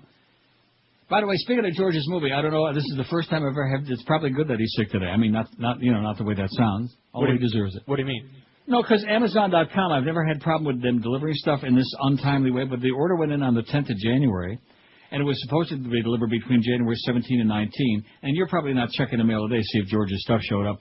But I'm sure it's not, because it just says in transit. You know, isn't that a little bit slow? Yeah, a little bit. From the 10th of January, today's the 23rd. Amazon.com. It's not that it was backordered or something, because it was shipped out. But for some strange reason, the pony must be going real slow. Probably because the price of stamps is such a bargain now. WQAM, hello. Neil. Yes, sir. I got one for the poll. Okay. When President Reagan was shot. Right, there you go, Ronnie Reagan. John Hinckley. They're sending Hinckley out to see funny movies on the weekends now. Well, that's great. Bedtime for Bonzo. Yeah, isn't that unbelievable? They're just letting him out, turning him loose. Oh, he can provide so much to the community. Okay, thanks a lot, Pally. Reagan gets shot. You got it? Got it. Reagan gets shot. And Jim Brady, by the way, still ain't doing all that great. He's not having a great life. But John Hinckley, well, he was misunderstood. He never stole a freight train. He, whatever, you know. This business with a justice system that coddles people, how many people do you think are dead today? Because we got a horseball justice system that takes slime balls and puts them back out on the streets. Of course, we got to make room for all them drug dealers, you know. Speaking of that, how come we never heard any follow-up on the police chief, Chief Timoney? How come we never heard no follow-up on his son and the 80 trillion pounds of pot he was trying to peddle? Because he probably got off.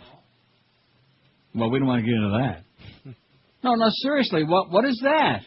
How come here's a scandal, if there ever was one, the chief of police of a major crime-ridden American city, and it wasn't, I really forget what the number was. Do you have any idea how much it was? It was like maybe 400 pounds. 400 pounds. Even Fat Boy doesn't weigh that much close.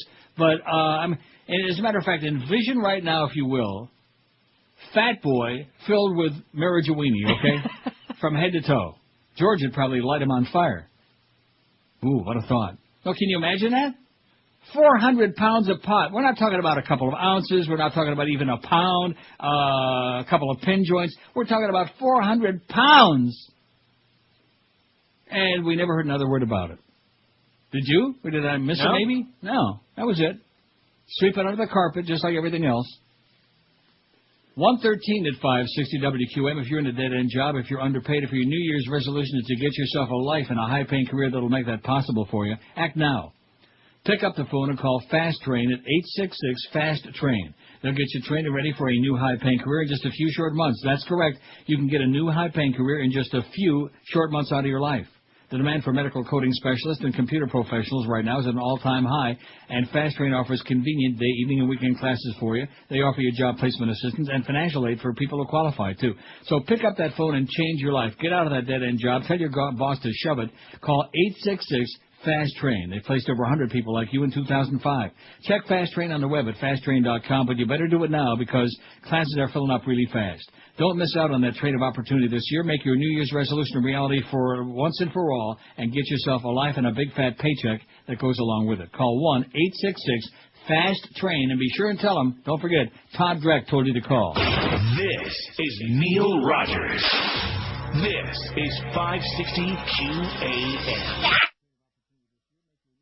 A bitch. You know it. Reach a decision. How about it? Packed my pizza and shoved it into my checkered pen. Now you can't kick Mo around no more. All that rape's got my butt sore. The best years of what remains of my life I gave to this place. Just for old times, I think I'll go inhale the fumes of the blissfully averted men's room. I've had enough of you guys not using acetylene. You bastards should only drop dead and die. Gonna stay home far away from here. I'll hand my keys back in for the car that I drove on town. I'd go to my orifice and clean out my desk. That is, if I only had an orifice or a desk. I'll slap up to Boca to the Publix and watch the shoppers from a bench. Listen, I wonder if Raymond felt this way when he got turned down for a date.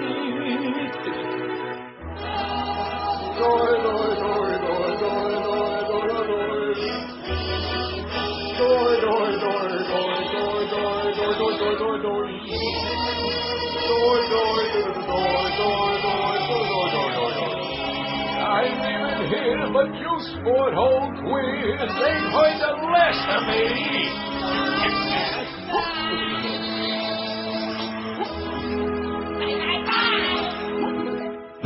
Bye. 20 after 1 at QAM. Boy, do we miss him or what, huh? Like somebody cuts out a gigantic tumor. Anyway, I got some bad news for you BlackBerry folks out there, which I'm sure you don't have one. No, but you do. I do. The Supreme Court today turned down a request to review a major patent infringement ruling against the maker of the BlackBerry email device. And my comment to that is... Oh, my God. Of course, this is in the U.S., eh? The move takes away yet another barrier between BlackBerry users and service interruptions. There are more than 4 million BlackBerry users. Research in Motion, RIM, had petitioned the Supreme Court to review a federal appeals court ruling that could lead to a shutdown of most U.S. BlackBerry sales and service. That's in the USA. The legal issue confronting RIM goes back 5 years. In 2001, NTP, a patent holding company, filed a suit against RIM claiming that BlackBerry infringed on its patents. In 2002, a jury found in favor of NTP, awarded the company $23.1 million in damages. In 2003, a district judge increased the damages to $210 million, issued an injunction against RIM. That injunction was stayed, however, pending appeal, and an appeals court sided with the district court. In 2005, RIM and NTP reached a tentative $450 million settlement, but the deal fell apart. RIM wants the lower court to enforce the agreement. The Supreme Court's decision not to review the case doesn't bode well for RIM, according to Ken Weitzman, a partner at legal firm Chadbourne and Park in New York. If the Supreme Court had heard the case and decided there was a legal basis for overturning the appeals court's judgment, it could have prevented a possible injunction. NTP is scheduled to file a request for an injunction with the U.S. District Court for the Eastern District of Virginia on February 1, although the district court judge who will rule on that request hasn't set a timetable on when to expect the decision. There will likely be an injunction. The question is what the scope of the injunction will be, Weitzman said. An injunction could force RIM to shut down the BlackBerry system, potentially affecting most of RIM's approximately 4.3 million subscriber account base. NTP has said an injunction would not affect BlackBerry products used by U.S. federal, state, or local governments. How do you like that? So if it's the government, then they can do whatever the hell they want. But if it's the rest of us peons who use that thing religiously day in and day out, screw you guys. How do you like that? You'll just have to get yourself a better one. Well, what would that be? Oh, there's stuff out there better than the Like what? Well, you don't even have a camera, right? I don't want a camera. What the hell do I want a camera for? I'm some kind of a voyeur. Who wants a camera? I'm just saying it could, come in use. Yeah. If I had a camera, I could, shoot you some pictures of this studio here. There you go, see? And even throw in an occasional picture of my... Rectum. Yeah, whatever. Throw them up on the website. There you go. There you go. So what do I want to get? One of those camera phones with the emailing? You can get everything you got with a BlackBerry. You do the SMS, the instant messaging? Sure. So what the hell do I need my BlackBerry for? That's what I'm saying. Well, we'll see. Tell you what, just send it on down here. Send it on down there for what? And what are you going to do with it when they cut off the service, huh? You know, keep it as a souvenir. Admire it, yeah. There you go. Just keep looking at it. 5670560. Oh, here's a good story. Talk about American trailer trash. Boy, there is so much trailer trash. Oh, brother. Woman jailed for leaving kids to go see Jerry Springer. Isn't that a classy move? I'm sorry, what was that? Woman jailed for leaving her kids to go see Jerry Springer. Well, you got to get your priorities right, man. Sure. Wheaton, Illinois. A woman got a 30-day About 30, man. jail sentence for leaving her 3 young children home alone for several hours while she and her boyfriend attended a videotaping of the Jerry Springer Show. Shannon Cook, 25, pleaded guilty earlier this week to misdemeanor child endangerment. She was also placed on probation for a year. It was an appropriate sentence given what she did, said DuPage County Assistant State's Attorney Joseph Rogers in Italian. Ruggiero. Aren't you impressed? The 2 girls and 1 boy, all under the age of 4, have been placed in foster homes by the Illinois Department of the DCF. Police said Cook left the children alone at a suburban home October 19, while she and her boyfriend went to Chicago for the taping. About 5 hours later, the 2 oldest knocked on the door of a neighbor who called the police. Cook was arrested when she returned home after midnight. Remember that song, After Midnight? Well, it was after midnight when they got home. According to a police report, she said, I didn't think I'd be gone that long. Oh, my God. Forced sterilization. The 2 words, the only 2 words that can save the human race. Forced sterilization. And there's living proof of it, by the way. They were called into action. Yeah, there you go. Maybe they were called into action to go see the Jerry Springer Show. Maybe the Lord sent them a message. Maybe call them on the bat phone and send them to the bat room. See, you know, Jerry Springer is one of those things, if you watch it once, it's very amusing, and it's, you realize what it is, and that's fine. I would agree. I would say anybody that watches a second time, okay, get the butterfly net. 1,091 votes. I turn the show off when Neil or George talk about. Oh, how about soap operas? Not George, but I occasionally make a reference, Passions, Guiding Light, something like that, all of these things. By the way, where the hell is Philip?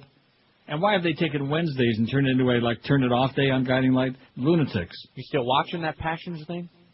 I record them both every day, but I find myself once a week I watch Passions because you don't have to watch it every day because nothing ever happens.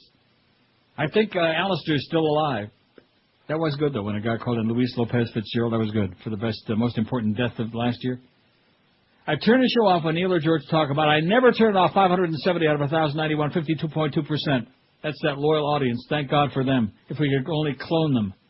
Hockey 103, horse racing 101. You ever take hockey 103? Then you know who Tim Horton was. And Johnny Bauer. And Papa Bauer. Politics 49, religion 45, fag stuff 38. Enough of the faggery already, okay? Movies 34. Mo Howard dividended to 32.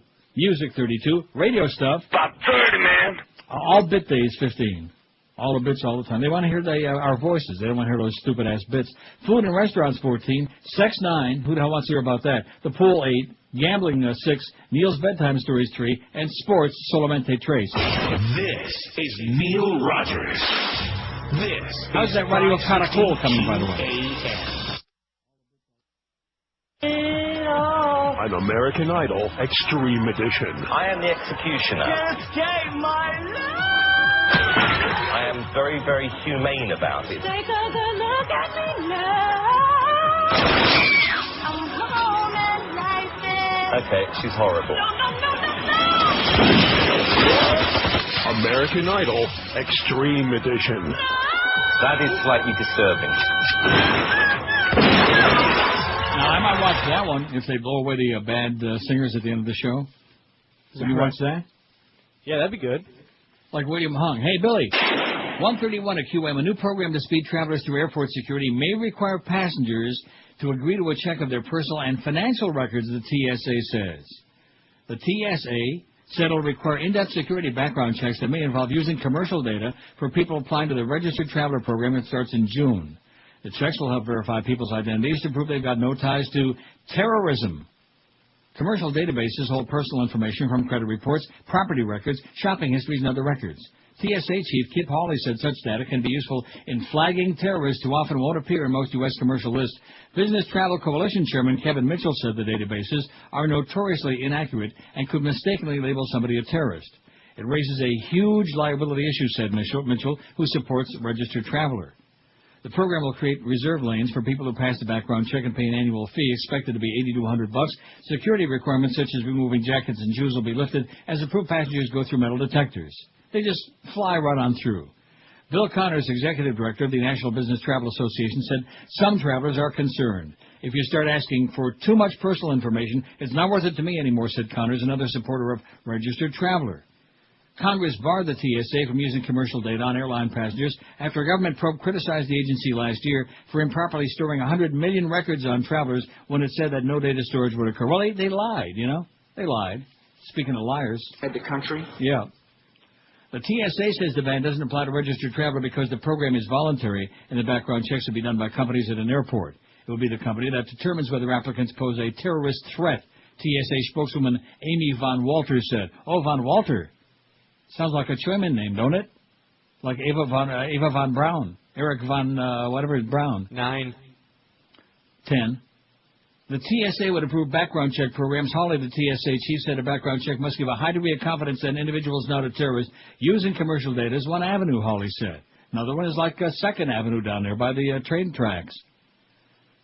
A company running the only Registered Traveler program at Orlando International Airport recently experimented with giving applicants quizzes generated by commercial data to authenticate their identity. However, the quizzes ask questions that were either too difficult, such as what year is it, such as the year somebody received their Social Security number, or so easy that a terrorist could pass the quiz. I don't have any idea what year I got my Social Security number. What kind of a quiz is that? Huh? How the hell do I know? Or questions so easy that a terrorist could easily pass the quiz on behalf of anybody. Oh, it's just, more of the same cop. Be afraid. That whole deal, everybody we're a terrorist are going to get us. Be afraid. Be very afraid. They're right under your doorstep right now. They're going to, boogeyman's going to get you in the middle of the night. Safety, safety, safety. That's why we got to stick with the Republicans, man. Safety. We won't have any freedoms left and there won't be anything to be safe from anymore. But safety, safety. God, what a pile of crap. And, of course, being so many stupid people out there, like people that go to see the Jerry Springer show and leave their 2 or 3 little kids at home until midnight. 5670560, pound 560. And that's something the 2 older of the kids had to go knock on a neighbor's door. Like, there ain't nobody here. What's going on over here? Isn't that something? That's something. Pathetic. WQAM, hello. QAM, hello. Hello, Neil. Yes, sir. One for your poll of the shocking TV moments. Right. I remember back in the 80s there was a show, I don't remember the cable channel, but it was called Hot Properties. I think Richard Belzer was on it. Right. And he got knocked out by this wrestler guy, and they had to go up to commercials or something. That was pretty shocking to me. And then Geraldo got punched in the nose that one time, too, on the air. That's right, with a chair. Mm-hmm. Right. That was Okay, another thanks, shocking Callie. one. Thank you. I don't know if those are there. I mean, we can put them on there if you want. It all depends on just how lazy, how energetic you feel. No, I'm good. My fingers hurt. Oh, Geraldo gets a punch in the nose, and then Richard Bay, or was it Richard Belzer, he said?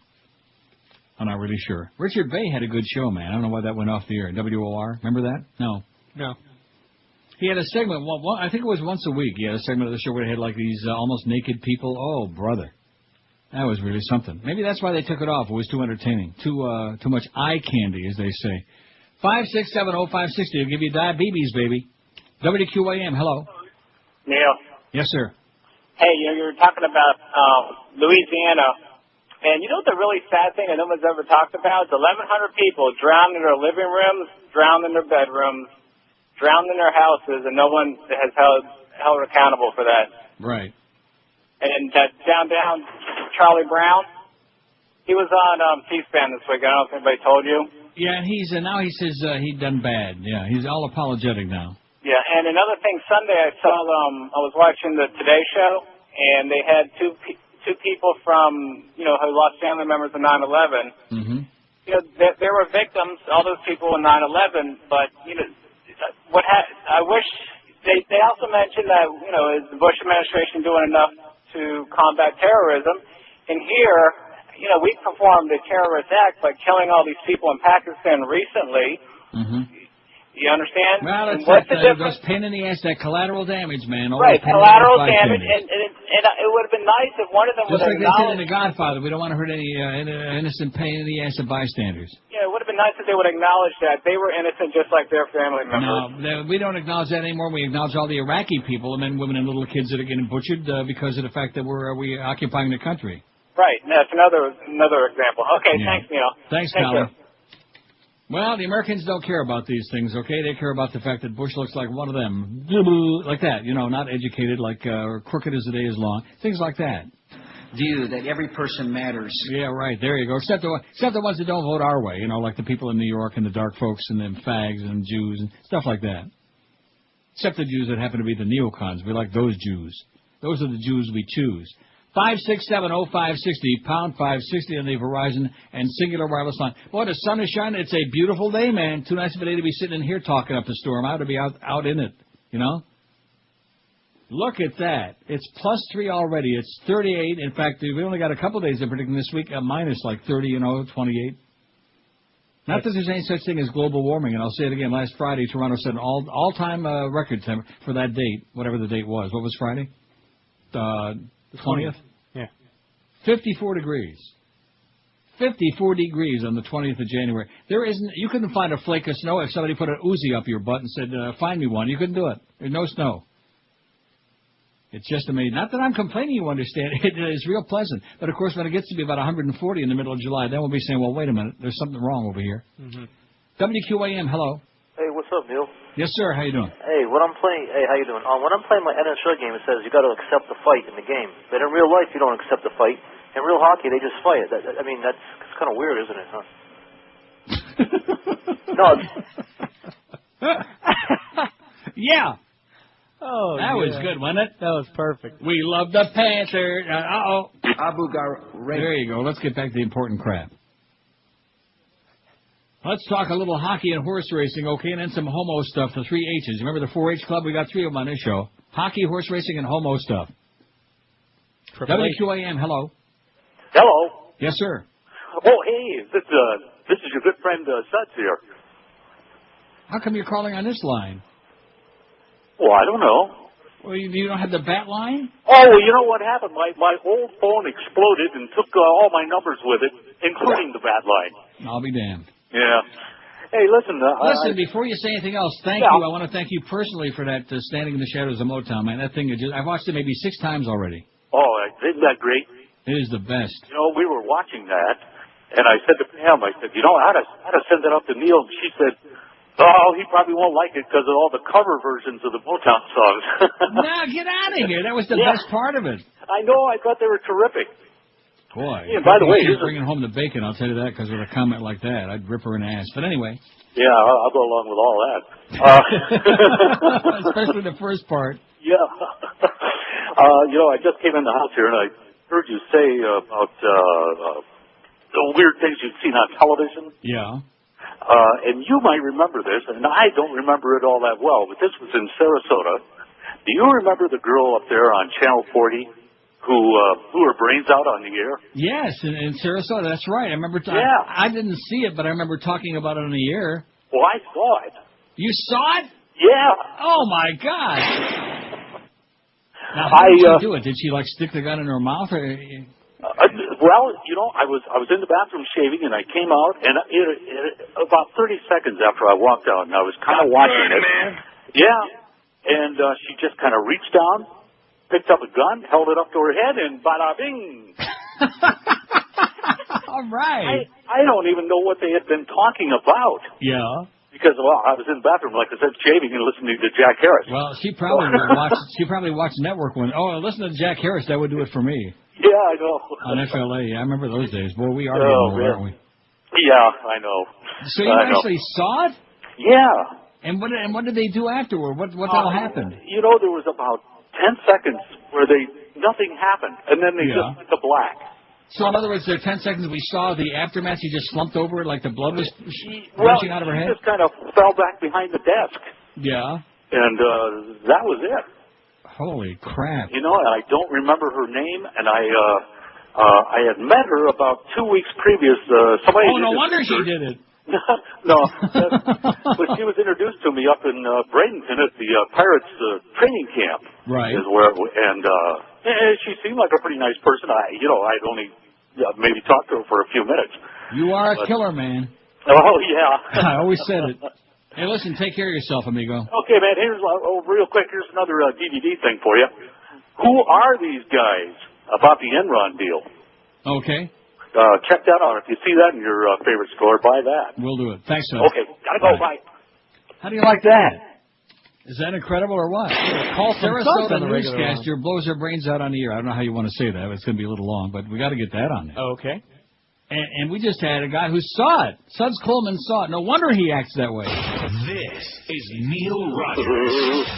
This is 560 QAM. I'm as mad as hell, but I'm not going to take this anymore. Start licking. Who sounds like a moron? This time. Every time he speaks. It's the way God wants it to be. Wants to take a city and cover it in sweeps. Ray Nagin can. Ray Nagin can? Ray Nagin can. Ray Nagin can, 'cause he wants to make New Orleans taste good. And I don't care what people are saying. Sounds like Jesse Jackson. We as black people. His comments are bizarre. Surely God is mad. He compares the locals to a Willy Wonka bar. Chocolate. Ray Nagin can. Yes, Ray Nagin can. Ray Nagin can, 'cause he wants to make New Orleans taste good. It's time for us to come together. It's time for us to rebuild a New Orleans, the one that should be, uptown or wherever they are. This city will be chocolate, a chocolate New Orleans. He never takes the blame for anything he says. Chocolate at the end of the day. Put that chocolate in some coffee and you off Juan Valdez. Ray Nagin can. Ray Nagin can. You know I can. Ray Nagin can, 'cause he wants to make New Orleans taste good. You can't have New Orleans no other way. It wouldn't be New Orleans. Hey, something. You notice I played it about 100 times today. I'm just smitten with that bit. It's just got its thumb right on it. Yeah, by the way, that lady's name is Christine Chubbuck.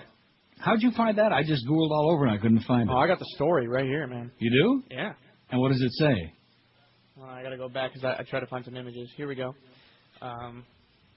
On July 15th, 1974, at 9:30 a.m., 8 minutes into her talk show, Suncoast Digest on WXL-TV in Sarasota, Florida, she drew out a .38 caliber revolver and shot herself in the head. Got in the hospital 14 hours later. There's a long article. I can keep going if you want. Wow. No, that's enough. But what was her name again? Christine Chubbuck, I guess. Chubbuck. I'll be damned. Chubbuck. Well, with a name like that. Rhymes with Lubbock. Chubbuck. So 74, and I must have missed that because I worked in Sarasota in 73, and I'm trying to think when the hell I left there because I started in J&O in West Palm in 75. Suncoast Digest was the show. I'll be damned. Doesn't ring any bells with me. But at any rate, I worked at WSPB in Sarasota in 73, and that's probably why she blew her brains out because I left. Or maybe because she ran into Suds. That is just amazing. I had forgotten about that. Does say her mother said she was very depressed and had few friends or romantic interests. Uh-oh. Not good. Not good at all. Well, anyway, don't have her to kick around no more. Troops and civilians at a U.S. military base in Iraq were exposed to contaminated water last year, and employees for the responsible contractor, Halliburton, couldn't get their company to inform camp residents, according to interviews and internal company documents. Not another Halliburton scandal here. Yes. Just part of the same incompetence, the same ripoff.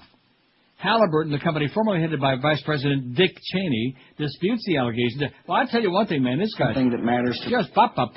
He's got all them farmers in Kansas out there, you know, all them yahoos, all them flat earth crowd, and anti-homo crowd out there in Kansas.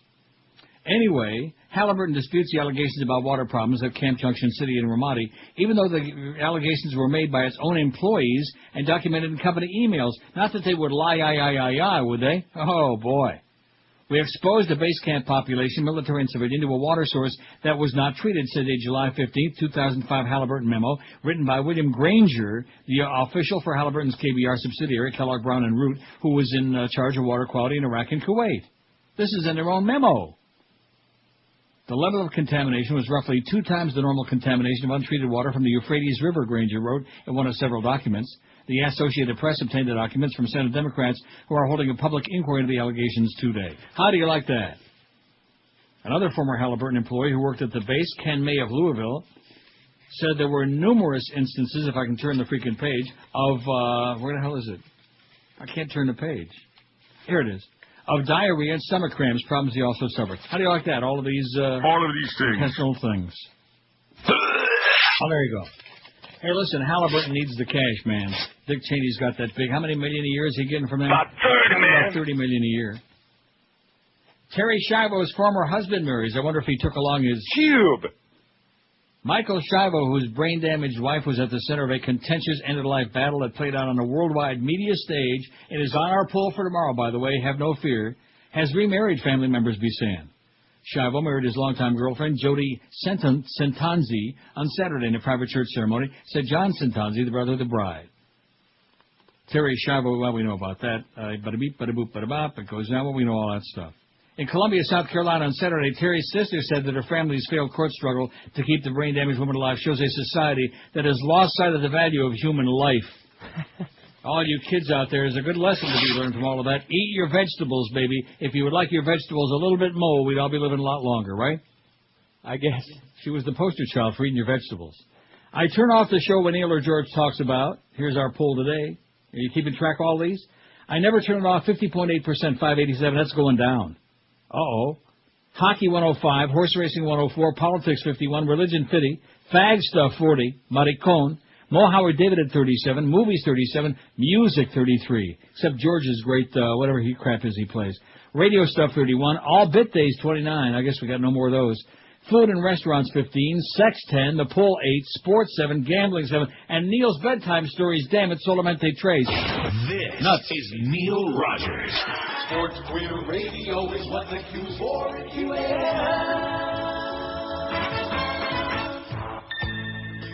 Absolutely.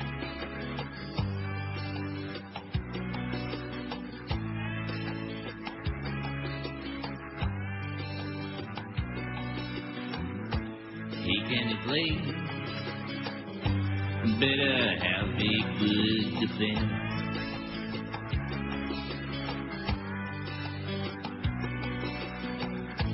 He can play. You ruined 1,000 retirements.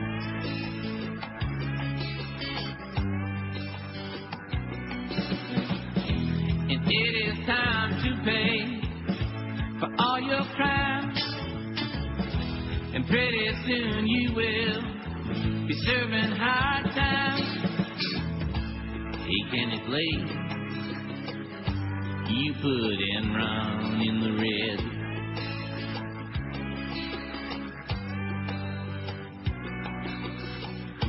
He can play. Go to prison for a while.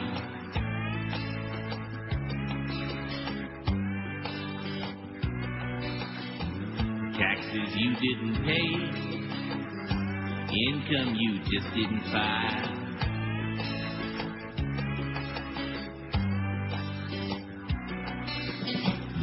You stole billions from your employees, and now you're going to the penitentiary.